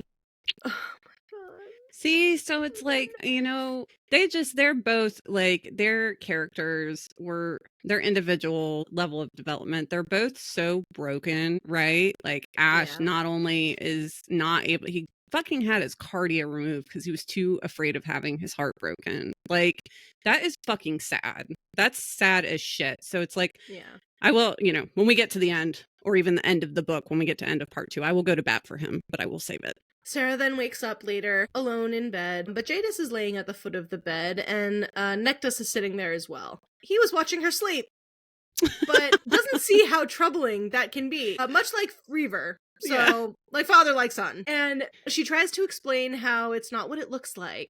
And he's like so black and white about it. He's like, so sleeping in the same bed nude isn't what happened. Right. And she's like, no. So Nyktos tells her that Erlina came by and dropped off more clothing. And Nyktos has gone to court, which Sera gets angry about because she told him that she wanted to go to court with him, but he never technically agreed. And she just kind of face palms herself on that one. He is holding court in Leith, and Sera mentions how little she knows about the area and how life works here, but also that she hasn't really asked much about it either. So like, why would he think that she has an interest if she hasn't asked about it? So leave it to Nyktos to lay it all out there. Continuing on, as we see in Reaver in the later book, and from Blood and Ash, he explains to her that she wouldn't be where she was now if Nyktos hadn't come to understand her initial plans to kill him. Like, so he understands why she had to do that, why she was planning on that. And Nyktos had sensed something within Nyktos when he found them sleeping in bed together that he'd sensed before. Peace. It's like, oh, okay. Yep. Chapter 20, a little later, looking through the new gowns that Erlena's brought over, she puts one on that's a bit more revealing than the others, and she notices that she doesn't see any puncture wounds from earlier. So, no puncture wounds on her mound. And they'd healed faster than the ones on her neck and her breast. So, mental note on that to ask about that later. Sera wants to make it clear to Nyktos that she's interested in learning about the area, but she's never been trained in the practice of open and honest communication. Or overcoming feeling vulnerable. And my god, I feel that so fucking hard. So hard. So she says, talking things out always sounded easy, but the anxiety that the mere idea of it drummed up also seemed insurmountable. So like you had that moment with Sera earlier where you were like, that really hits me on a deep level. This was me hitting me on a deep level. Because while I'm like, yes, I'm so open, I'm so honest in my communication, it's like, you can always be a little, like, not always, but, there's room to grow. And it's just the way that it's worded here. It's like, it sounds so easy, but it's the anxiety around it. It's not the act of doing it. It's like all of the what ifs. Yeah. It makes it feel impossible to do. And laying on the chaise, once again, she drifts to sleep again and then wakes up to Nyktos crouching nearby, which personally I would be scared the fuck. I would too. I'd be like, you better get the fuck up. Yeah, no. No. She's been apparently sleeping pretty heavily. He's like, I knocked on the room. I called your name when I came in. You didn't wake up. And Sera tells him that there's no bite mark left from earlier, but he says it's because he closed the wounds with his tongue. So he nicked his lip and used his blood to heal her. My god, talk about next level aftercare. Damn. It's just it's so tender and so sweet. Oh my god. So he's brought them dinner and a bottle of wine, and she said that she didn't want to eat alone. So that's why he's here. So he did hear her and did remember her requests from earlier. So they go to sit at the table, and she asks how court was. And it's just very married couple like, oh, how was your day, honey? Yeah. How was court today? Nyktos says that he will actually allow her to see Ezra, but there will be risks. And they both acknowledge that his need to protect her isn't coming from a place of possession or control. She is understanding and knows that he's just means well, and he wants to make sure she's not harmed. So, 20 chapters in, everybody. We have clarification. I still doesn't feel that way to me. Even with clarification, I'm like, yeah, but there's always going to be a little... I'm going to need more. Even if it's not possession of her or control of her, it's the control of the people around him to not go after her. It's making others around them feel that he is a possession to her. Like, it's just... I don't know. There's something about it that still doesn't sit right, even after reading all of that. There's lots of layers. He's got lots of layers. Yeah. What do you mean morally gray?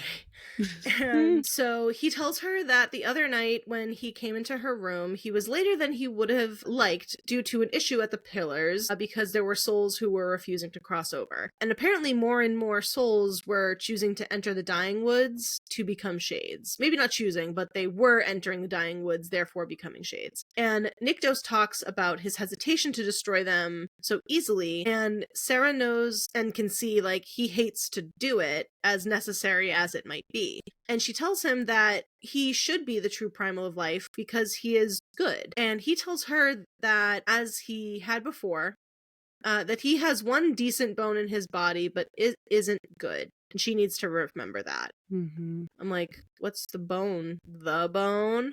Is that your one decent bone in your body? Chapter 21, he believes he isn't good because of his prior deeds, the prior killing. And Sera tells him why she knows he's good, because even if he has killed, he didn't enjoy it. He stopped before it could change him. And she's saying to him pretty much what applies to herself, but not that she feels those things, but because she doesn't feel those things. She says, I know you're good because I'm not. And she lays out explanation of all of those people that she's killed and how she felt no remorse. And we remember it too, reading back in those moments. So she reads that as she's not good. He feels remorse, so therefore he is good. Mm-hmm. So now we get a lore alert on no good primals. There's no good primals.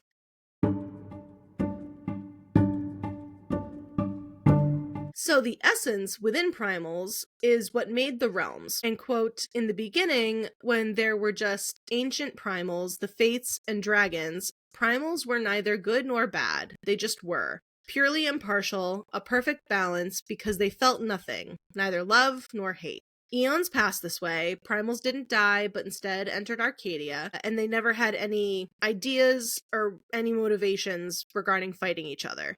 But time passed, then gods and mortals were born, and there were no wars, but minor skirmishes, but the primals would intervene and easily resolve the issue.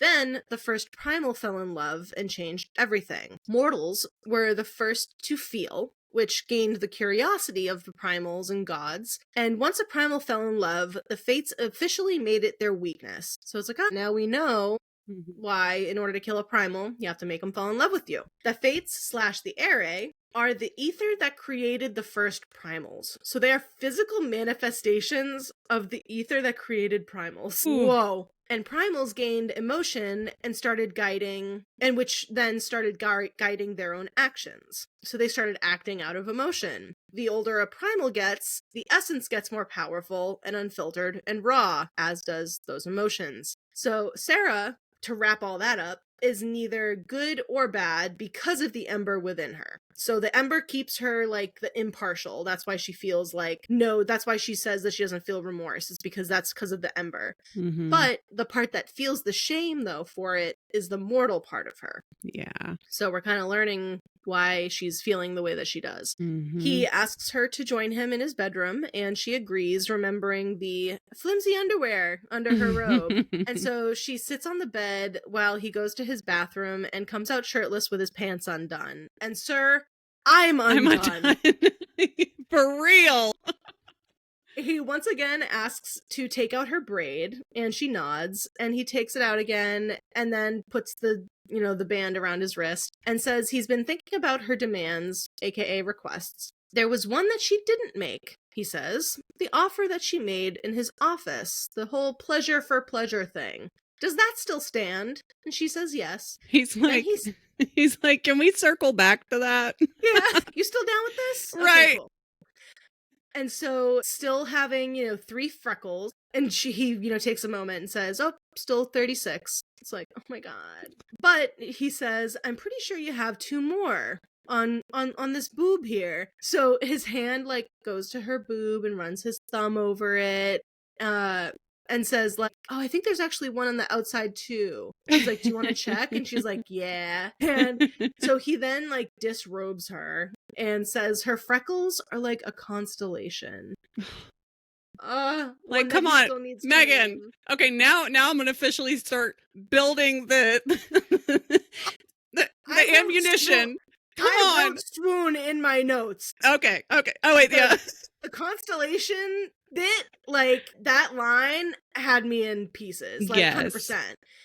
And he says he can't come up with a name, but he does think better with something sweet on his tongue. And so he eats her out again, and she comes again. Then he lifts and puts her farther back onto the bed, and she notes that it all feels very different. The whole act of the pleasure for the sake of pleasure bit feels very different than, the whole seduction game. Mm-hmm. So she kisses him, and he starts to push in, as, starts to put it in.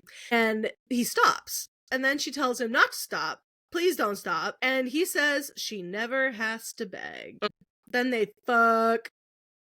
And he calls her Lisa again, and they both orgasm, and it's beautiful. Chapter 22, Sera wakes up and Nyktos is gone again, so they're going to bed together, but not waking up together. He does come back shortly, though, with breakfast. And after bathing and eating, she gets dressed, clothes only for her, and I just love, like, the second that she takes to note, like, these are clothes that were made for her, that she owns, because all of her previous clothing has either been, like, a hand-me-down or something like that. Mm-hmm. It's never been something that was, like, hers. Yeah. And then they get ready to leave to see Ezra in the mortal realm. They travel through the portal at her lake, and he promises that once it's safe, she can come back whenever she'd like. And they now approach Wayfair, and Sera is shocked to see that the gates are open and unguarded. So people around them are starting to kind of look at them with unease because they can feel the power coming off of Nyktos, because the essence's effect is stronger in large crowds. So entering the hall and the castle, Sera feels very uneasy given what happened the last time she was here, understandably, and says she's concerned about Ezra. Like, why is the castle like this? This is not normal. So they find Ezra sitting at the foot of the dais holding a town hall with some people around a table, and they tell a nearby guard, you know, hey, we've come to see the queen, tell her Sera's here. And so he goes, he gives the message, and Sera asks Nyktos if he used the compulsion on the guard. He goes, no, I think he was just scared of me. So Ezra at the news clears the hall, and they reunite and sit down. Sera tells Ezra the truth about the deal, and Ezra immediately believes her. And while they are warning her about, like, what if they fail, what's going to happen to, you know, all the grounds and the rot, they find out that she's already started making progress with providing Lasagna with crops and food via a food bank, as well as trade, and, you know, starting to enhance relationships with other areas to help, you know, provide assistance. So she's doing the damn thing. She's being a really good fucking queen. And Ezra says that she didn't think Sera would succeed, not in killing Nyktos, but making him fall in love with her, since she has a habit of stabbing those around her, and figured she'd be killed by stabbing him when she grew impatient. Nyktos is quite impressed by the completely accurate prediction. So unable to speak any longer, has to be a real quick trip. They wrap it up and go to leave, but they both hope to see each other again, and Ezra tells Sera that her idea to build homes on the tainted lands from the rot in order to help with the overflow within Croft's Cross is coming to life because they've started construction. Love her. She's so good. And as Sera and Nyktos begin to leave, after saying goodbye to Ezra, they run into Sera's mother. Here we go. And as the mom tries to tell Sera that she didn't know what Tavius was planning, Nyktos says fucking no, and says there's no way that she didn't know that he was abusing Sera, and she chose to do nothing. And he tells her that she only breathes because Sera allows it. Yes, and Sera, you are a better person than I am. Yep. Chapter 23, they have returned to the Shadowlands, and Sarah's trained with Bella, and she's now exhausted, so we find her in bed with Nyktos mid-orgasm. Nice! Nice! They talk about everyone's favorite post-sex topic, parental figures, and Sera says she realized today that she simply doesn't care about her mother, but still feels shame because there's still a part of her that is her mother. Yeah. And damn! It's very hard. It's like your parents are just a different connection because yeah. So Nyktos says, I think all of us have parts of us that are like our parents, but that doesn't mean we are them. And I really like that line. That's perfectly put. Perfectly put. Then he says they will not spend another moment thinking about the people they're related to and start fucking again. It's like, yeah. So the next morning, she's walking with Hector to Nyktos' office, and once they are left alone again, they banter a little bit about how her boobs are always a distraction, and yeah.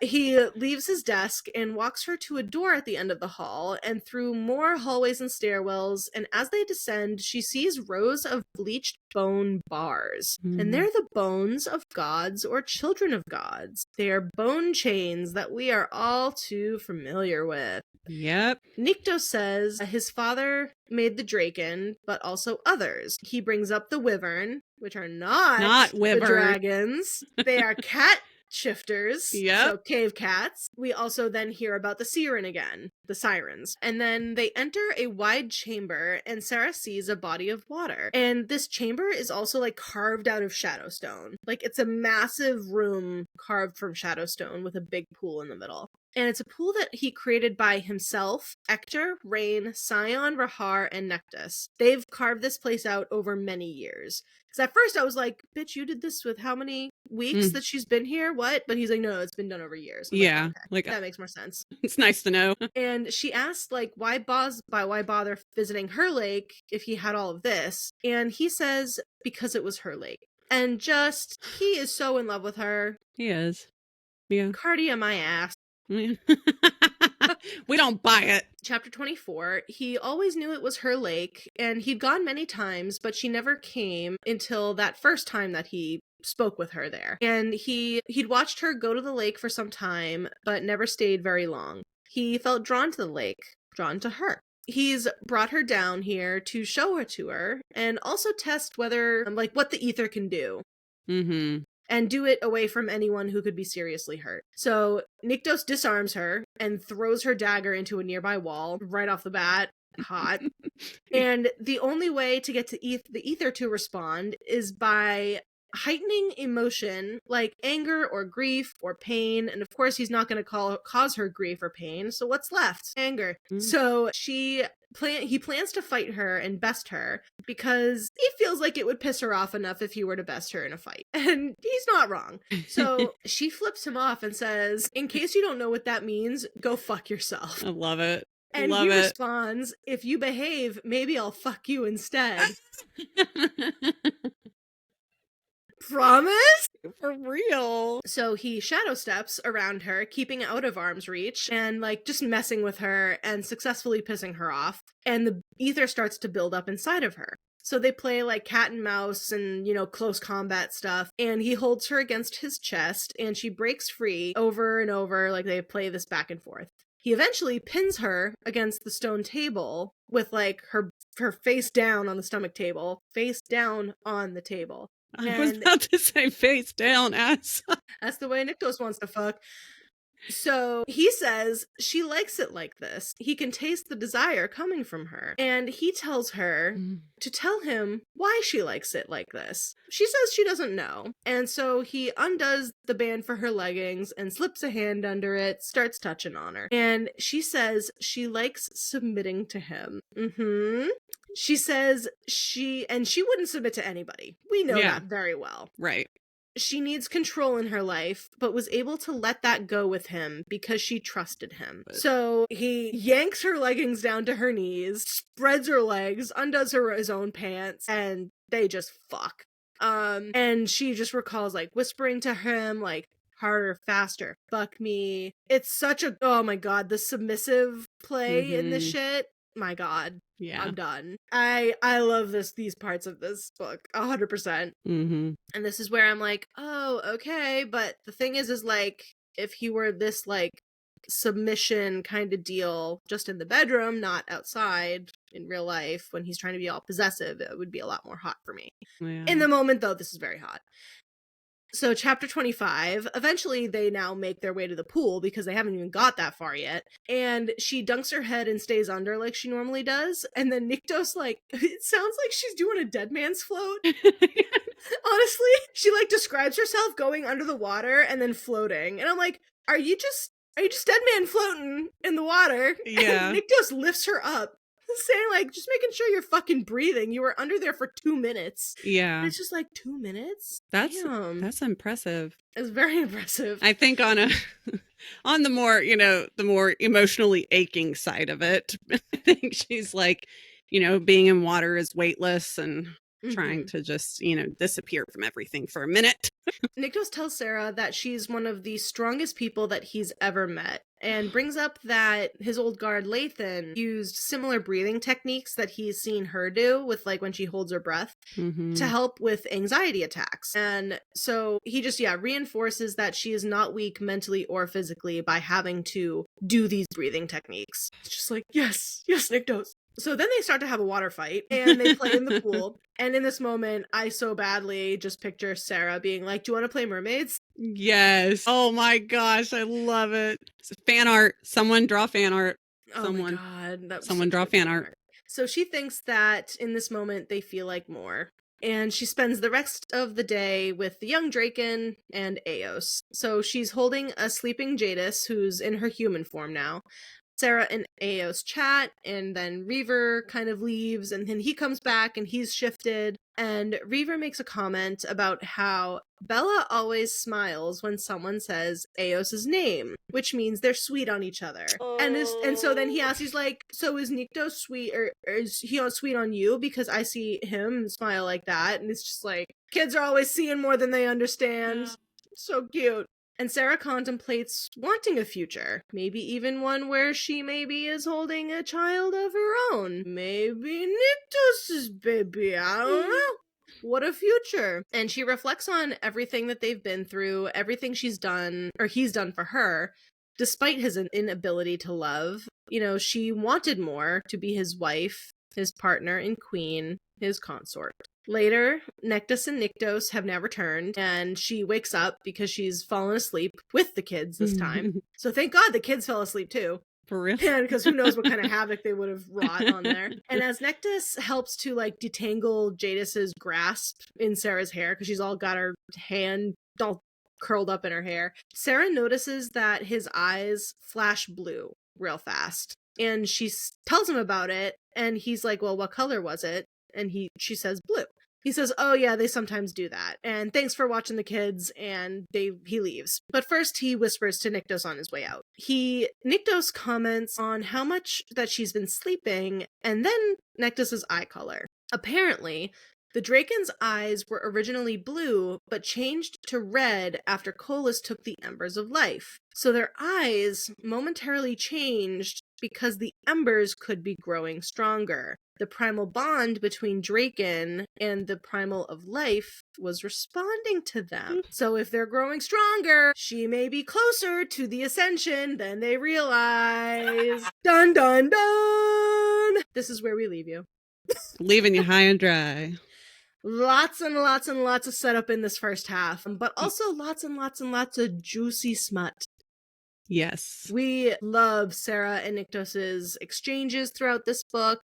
You know, their process of like learning to trust each other again and taking those steps together, but also individually. We see that it's chef's kiss. It's just it's so good. Beautiful. So good. But now Sera could be closer to her ascension. What does that mean? It means closer to death. Closer to death. Unless Nyktos falls in love with her and aids her. But what about the cardia? What about his heart bone? We'll find out next week. But before we close out, as always, we have... Megan, are you ready? Fan art! Oh, and this fan art is just delectable. So, our first piece of fan art we have comes from gonzalumart.art, and it is Sera and Nyktos. We got a Draken flying in the background. He's got his band on his arm. It's just, I love their clothing and just the hair and everything about it. It's so good. The next piece of art's a little scandalous. It's not an SFW per se, just a little scandalous, but it's at Jody Creates Artwork, and it is a very hot Nyktos and Sera. I believe this is the alleyway from book 1. It is. And it's so spicy. Good. And I just have to say, Jody Creates is one of my favorite artists. And for anyone interested, she does have a Patreon, and she does have NSFW versions of all of her art that is listed on her Instagram. And it is fucking good. Delicious. And our last piece of artwork is by at LSKNV_arts. And it is Sera looking just mighty as hell. She's carrying her blade in a red hot dress, is hot and steamy. I only wish she was plus size, but that is it.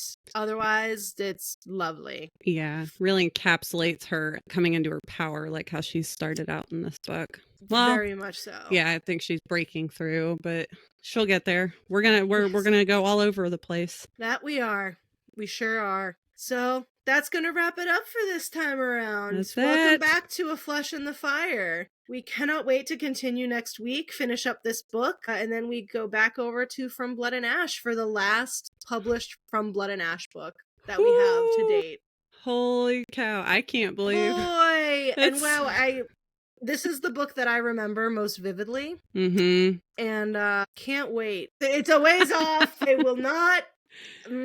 can't wait. Just can't wait. It's going to be a great time. It's going to be so great. It's going to be a great time. Well, thank you again for tuning in for Blood, Books, and Binge Watching once more. I am Megan. And I'm Rachel. And we'll catch you guys next week.